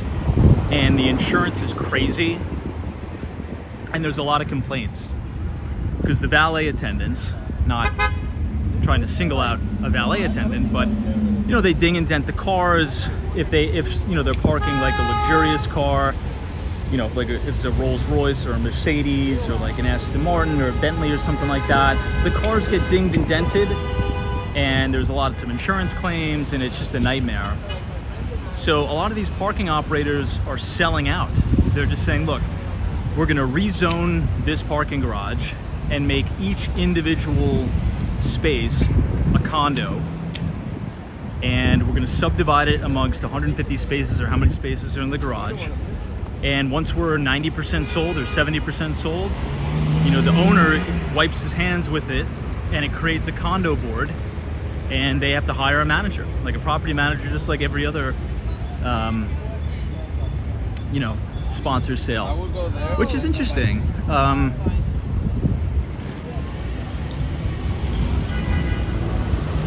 Yeah, it's weird. I never ever would have thought that I'd be like in that business. And there's some big private equity operators that are reaching out for like consulting on, you know, what are the garages that you think this type of business plan would work, and they're offering pretty lucrative buyouts to some of the owners who have, you know, gotten these garages passed down through generations in their family. It's interesting. All right, let's go by Katz's Deli one more time. Let's make this right. And there's also high demand because the city is pretty much waging war on vehicles. They're taking away street parking to build more city bike infrastructure, and they're rolling out the congestion pricing, which was all but temporarily suspended by the governor. Governor Kathy Hochul actually suspended the congestion pricing. So there's no more congestion pricing, at least not yet. Hey, Joseph Hardaway, what's up? Cushy says, are there any fees associated with this space? What do you mean?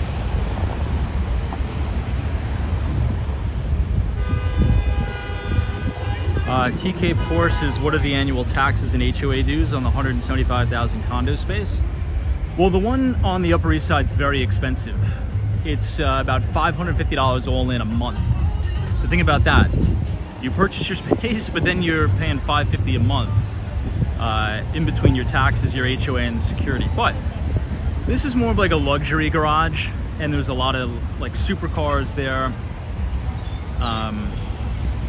And on the Upper East Side, where this is located, there's a lot of these beautiful townhomes. And you know, chances are, if you own a townhome on the Upper East Side, you know, you probably are well-to-do to some extent, and you don't want to be circling the street finding street parking in your Bentley or in your Tesla Model X or in your big Mercedes. So you'd rather just have a private garage, you know, with your garage door opener. It's almost kind of like those garages in Sutton Place. But the ones in Brooklyn, it's like $50 a month for your HOA. Taxes is about another $50 a month, so $100 all in a month. So pretty much negligible, relatively.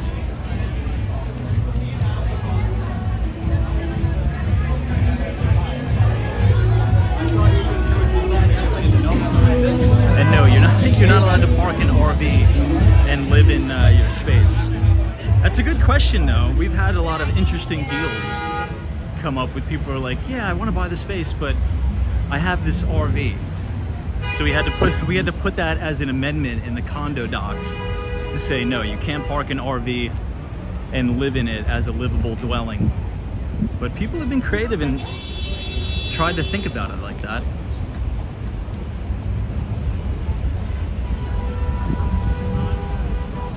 All right, so we are gonna come up on Katz's Deli.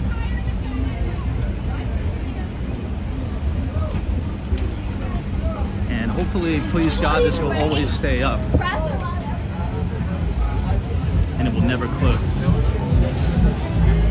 Unlike the Carnegie Deli that closed. Oh, this dude has nothing baked. I'm gonna go around the corner. Yeah, but like all the cars are up. This guy that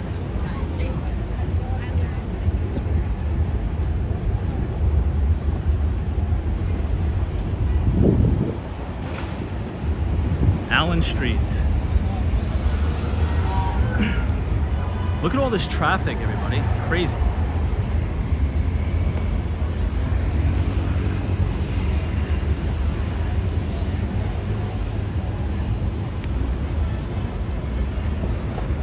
What do you guys think of the nightlife tonight?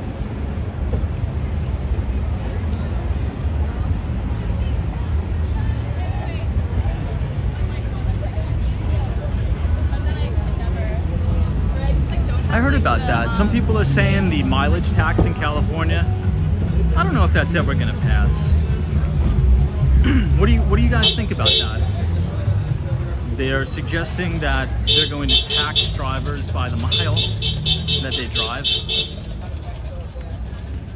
I feel as if at some point that's unconstitutional because it's limiting your freedom of mobility. I wonder if a lawyer could make that case. Oh no, I heard that. Yeah. No, yeah, I heard that. Because if you tax people for driving by the mile,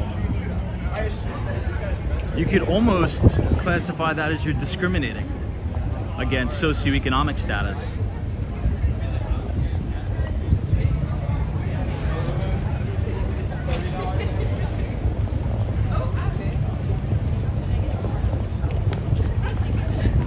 Hey. All right, let's cross here.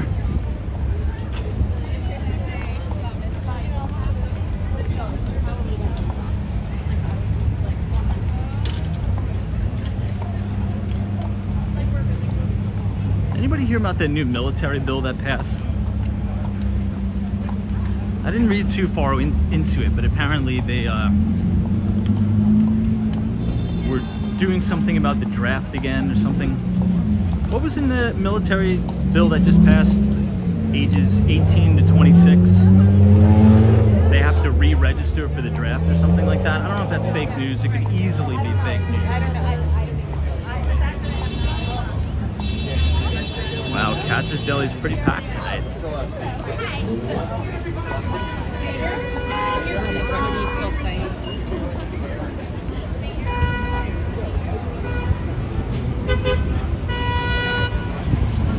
Man, this neighborhood is quite busy.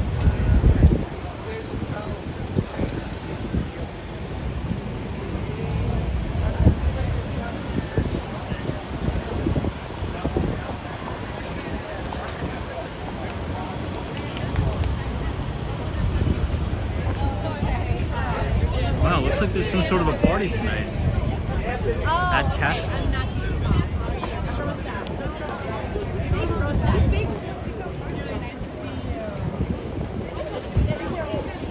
The takeaway is that you'll automatically have to register for the selective service.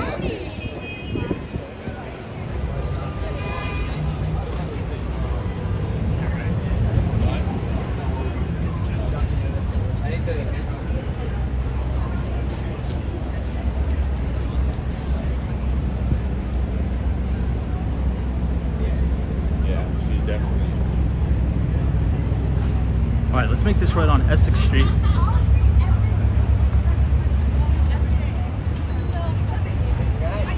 Wow, I like this guy's cowboy hat. Yeah, whatever you want. We're gonna give them in. What do you guys think about that guy's cowboy hat? I'm gonna say a solid 9.7 out of 10. Seriously, yeah. I think that deserves a solid 9.7. All right, let's make this right.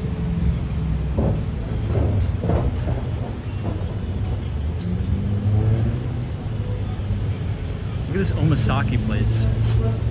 Everybody loves omasake now. I'm not a big fan.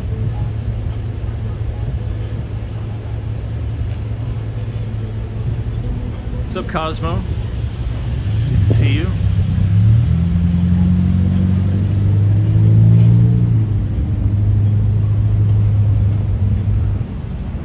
Lots of buffering. Let me see. Maybe my Wi-Fi is on. Or it could be just the Lower East Side.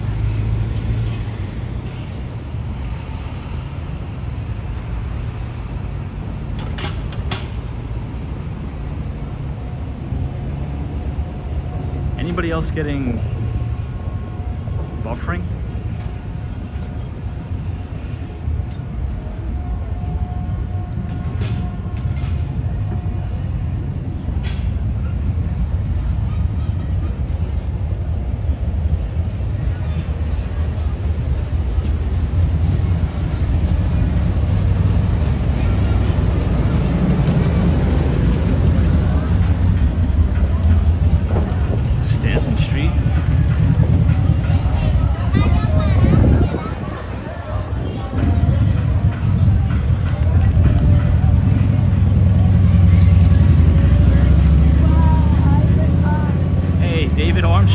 Australia, what's up? Troy Adams says it's in 720p. I don't know, Troy. I think that may be your internet, man. I think that may be your own internet. Because for some reason mine's saying it's streaming in 1080. I don't know. It could also be the bit rate.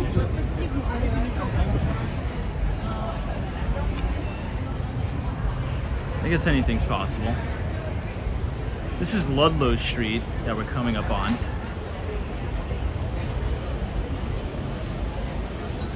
I feel as if we're taking a walk back in time to like the 70s or 80s or something. Anybody else feel like that? Like with the graffiti on the buildings, it's kind of cool. I like it.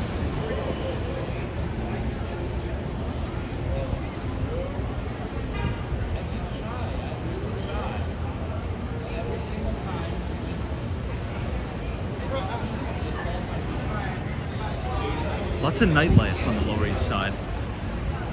Now, our moderator, Cosmo, has arguably one of my favorite videos of all time on YouTube. If you want to go check it out, if you go to Cosmo Scary, I always oftentimes rewatch that video. It's the New York City nightlife 4K walk compilation, and he walks through this neighborhood, and it's like so vibrant. Such a good video. Check him out, Cosmo.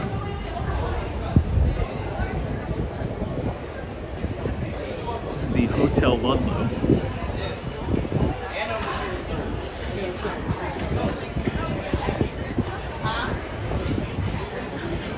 There used to be a place called Top Hops Beer Shop.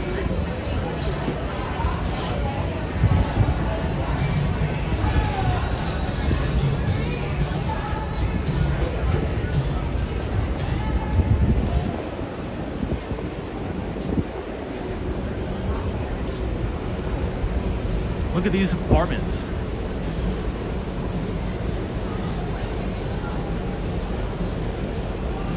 Rich as Tom has given up Billionaires Row for the Lower East Side. I really like the Lower East Side during the summer.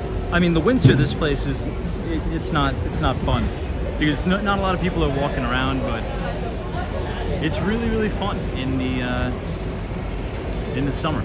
All right, let's continue on because we have to go all the way by the Williamsburg Bridge.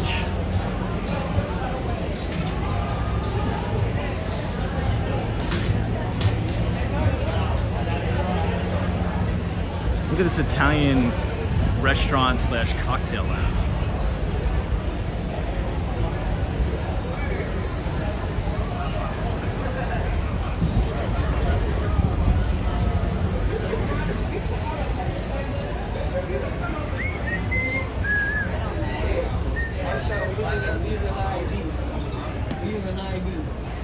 Shadow, what's up? Welcome.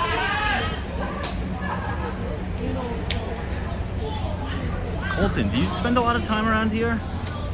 Since you moved to Williamsburg, you could just take a bike ride over the bridge. But now that you're in Brooklyn, you probably spend a lot of time in Greenpoint, Brooklyn. Greenpoint's another great neighborhood. I used to live there.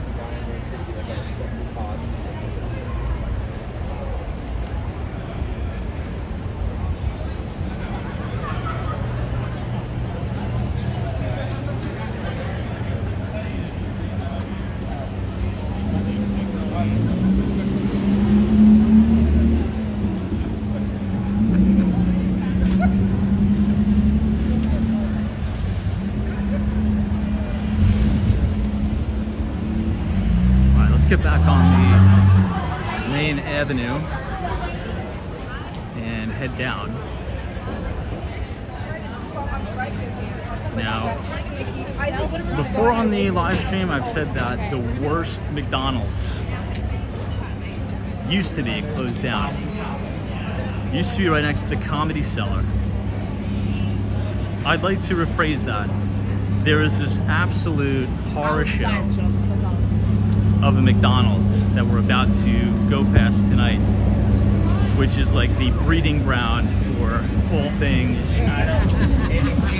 Well, you'll see for yourself.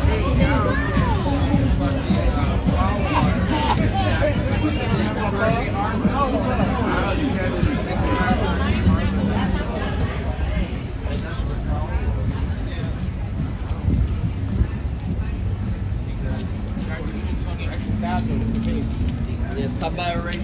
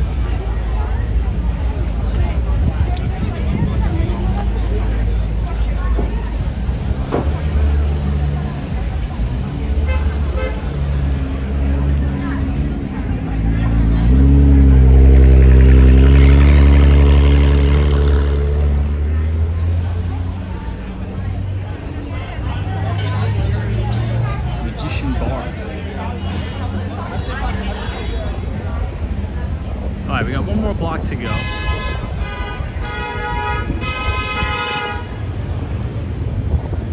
Hey, DeLargo, what's going on? Thanks so much for your 50 Mex donation. I appreciate you very much.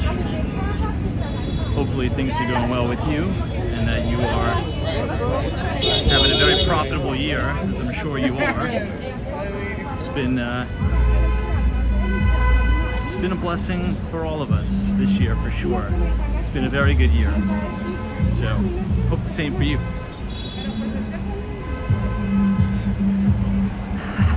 Largo says, I forgot to attach the meshes. How's it going? It's going good, man. Hopefully you can make your way to New York. I'd love to meet up, catch up. And as I've said before, hopefully, I'm sure you've had a great year. So, congrats to you. It's been a good year, and I think the tail end of this year is going to be even better after we get over the U.S. elections. Let's just say that. All right, we'll go explore Delancey. This is the McDonald's I was talking about. Never go in here after probably 8 or 9 o'clock. Now, Cosmo's scary. Would you agree to avoid this McDonald's here on Delancey after... All right, I'll be fair. After 10 p.m., I'd say that's a big no-go over there. This is Essex Market, which is actually pretty nice. And this is headed towards where we were last night.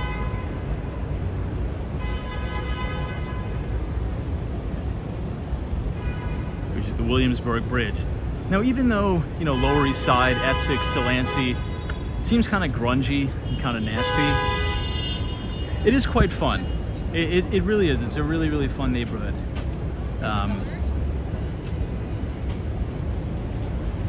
Yeah, Cosmo's scary. Has agreed, DC322 says this area is sketch. Yeah, it looks that way. I mean, there's some like kind of hot spots where there's like kindlings and problems, but this is a really fun neighborhood, especially if you're young and you're going out. This is like very fun here. I'll take you to an area where I didn't get to take you last night,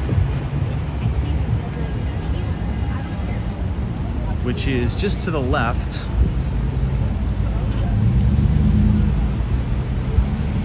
of the Williamsburg Bridge. Holy crap. Doesn't it seem like there's a crazy amount of traffic coming off the bridge for a Saturday night?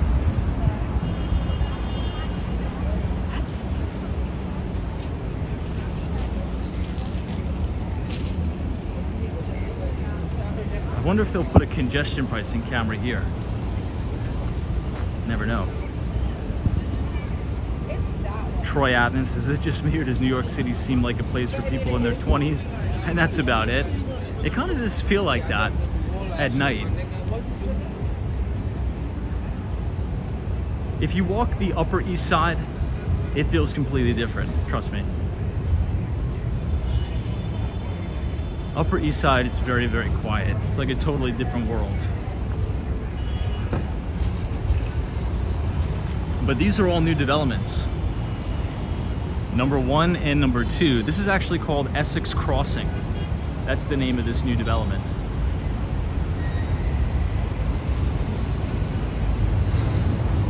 It's an okay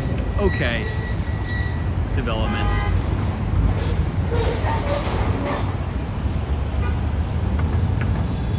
You know, they're trying to command top tick price per square foot right on Delancey. It's a little rough for that, in my opinion. Nobody shares his New Jersey drivers. I don't know about here. This is coming from Brooklyn, New York.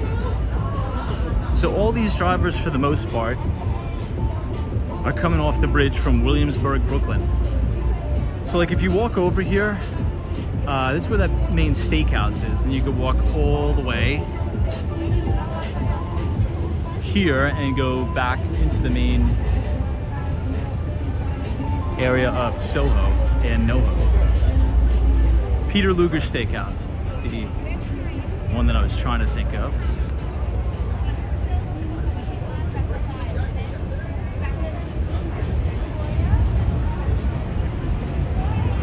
Yeah, Sweet Baby Jesus is Peter Luger's, if anybody was asking.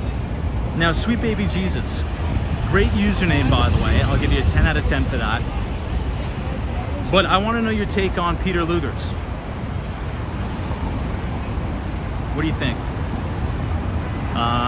If I could go to any steakhouse in New York City, I think I'd pass on Peter Luger. I think it's a little overrated. I've been there a few times, but I think it's gotten too expensive and people are just kind of paying for the name. And yeah, I don't know. I think there's more fun environment in Manhattan.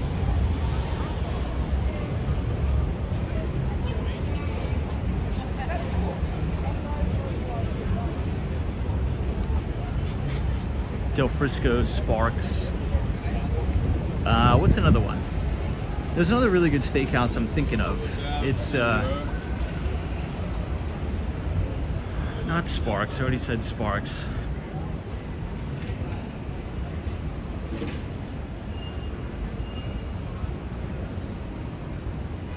Everything in Miami says best steak in New York.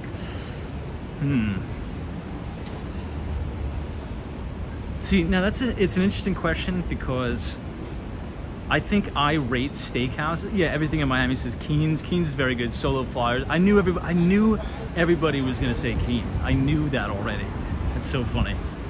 But I rate steakhouses a little bit differently. Like, steakhouses are supposed to be like an experience, and I think the Del Frisco's on Avenue of the Americas is just like the best environment. So I think I would agree with everybody with Keen's for just like the quality of the food, but the all-in package, I'm still having to stay with Del Frisco's on We were assured that it was Avenue of the Americas.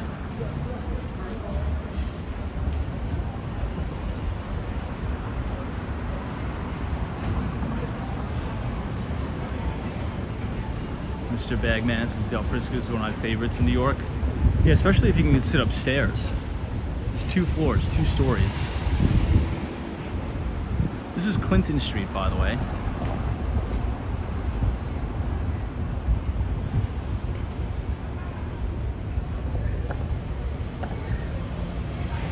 Darius is Argentinian Steakhouse.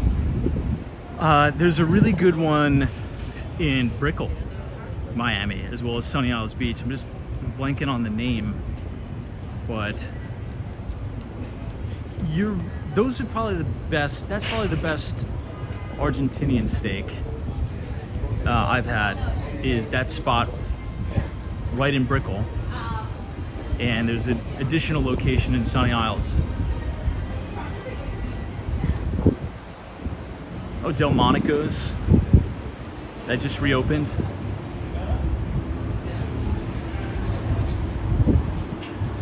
Yeah, Delmonico's is really good.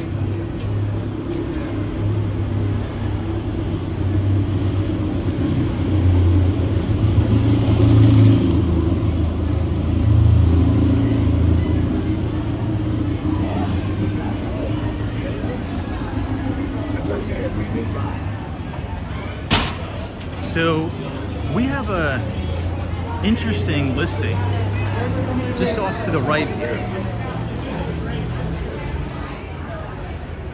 I'm trying to see if I have the keys. I'd take you in it, because I do have the Wi-Fi to the place. It's a triplex.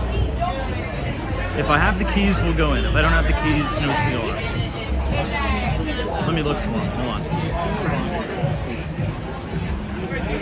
I actually should have the keys to this. Maybe we'll go in. I gotta stop and get a water anyway.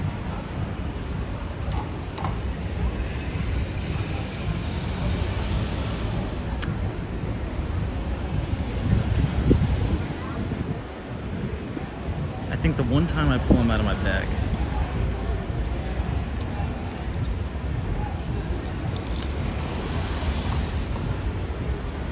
I don't think I have it.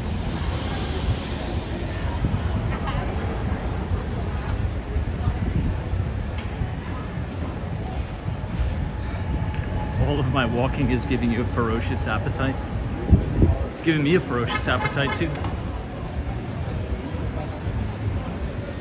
I mean, we've done a pretty long distance tonight. Central Park South, all the way down to the Williamsburg Bridge again. This is probably 4, now probably a little over 4 miles.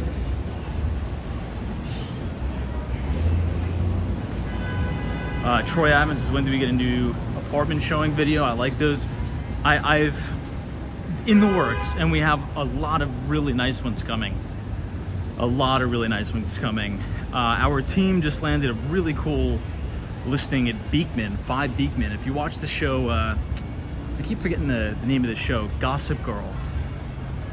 I've never watched that show. Honestly, I've never even heard of it until we got this listing. But the show Gossip Girl, the main penthouse, I guess where one of the main characters lived, we're selling that right now. And I should be able to get some footage of that soon, relatively soon.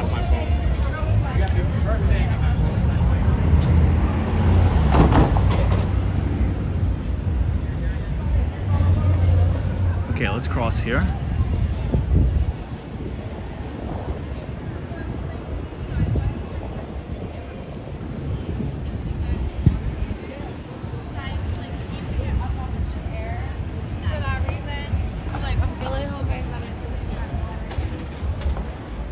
Anyone here a fan of Thompson Square bagels?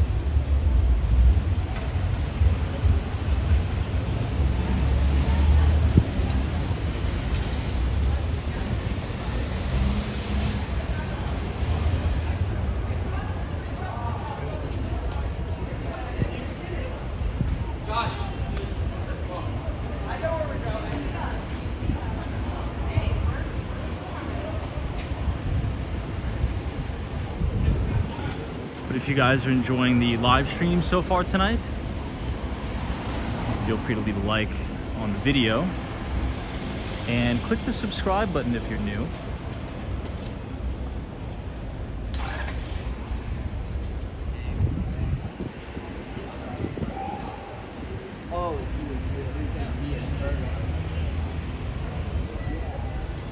Hey, what's up, VC Motors? Says, would you be able to help me find an apartment for rent in New York? Possibly. I'll try the best I can if you send me an email. In full transparency, I usually don't focus on that, but I will find somebody to help you out, and I will provide any type of, you can ask me any questions you want, and I will point you in the right direction. VC Motors is what's your email. It should be in the link in the description here. Should be. I think. If not, if you type !Thomas in the chat, !Thomas, THOMAS, it'll drop the link to the website where you can just punch in your information. That's the About Me page. And your inquiry will go directly to my inbox. And I will help you out the best I can.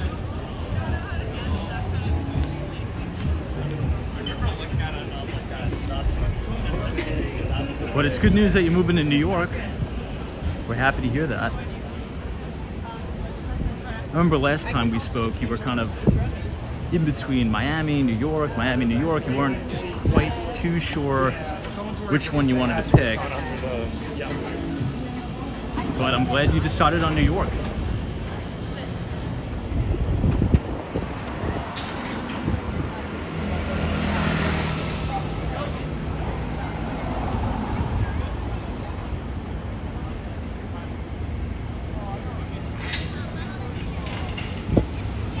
All right, now we are transitioning into the East Village again.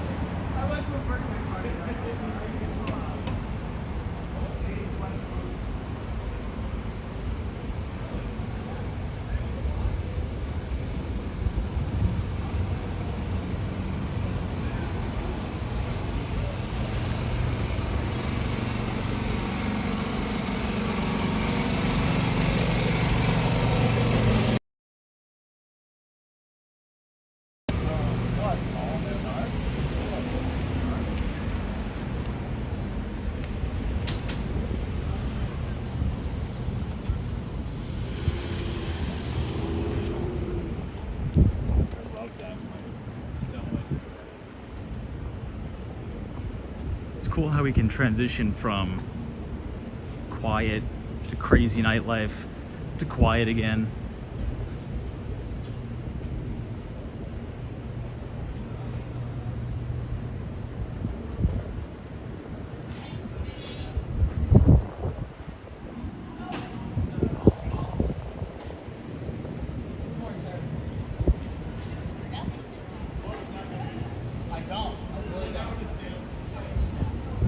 I like these quiet streets, the East Village.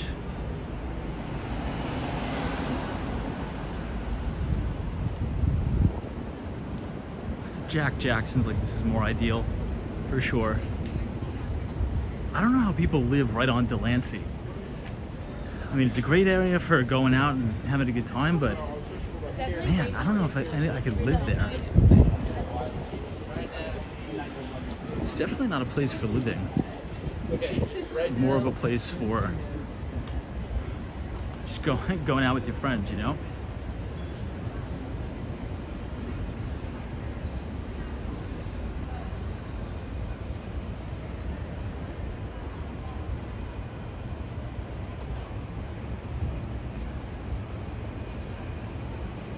Ooh, I think we're way over time. We've been streaming for well over 2 hours. I lost track of the time.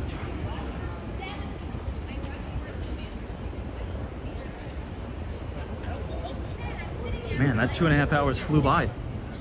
I thought we were still in hour 1.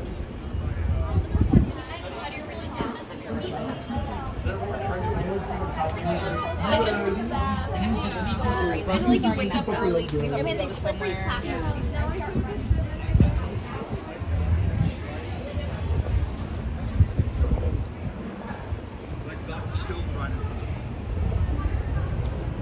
Like the car ran. Like.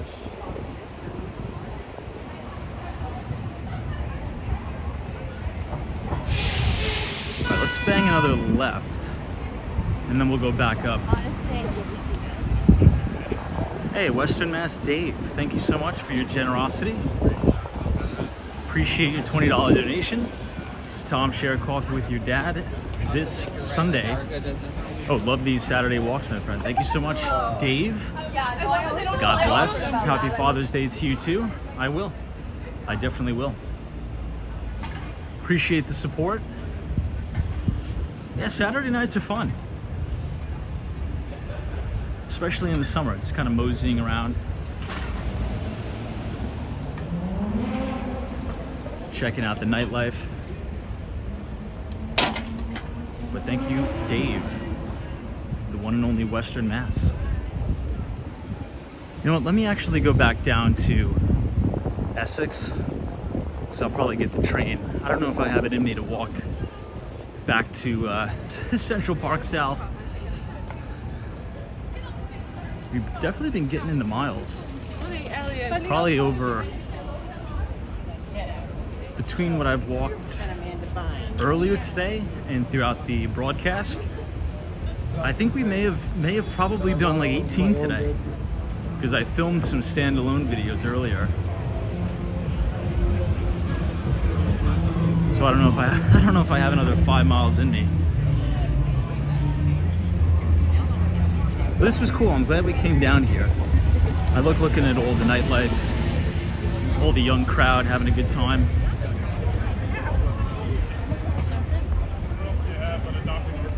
Amen, brother. I don't think you'll ever get this type of environment in any other city.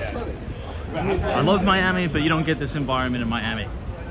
You know, Nashville, I love Nashville, but you're not gonna get this in Nashville. It's just so, this Manhattan is so big, and we didn't even explore the nightlife in Brooklyn or Queens. You know, there's just so much. It's insane. I did no vaccine.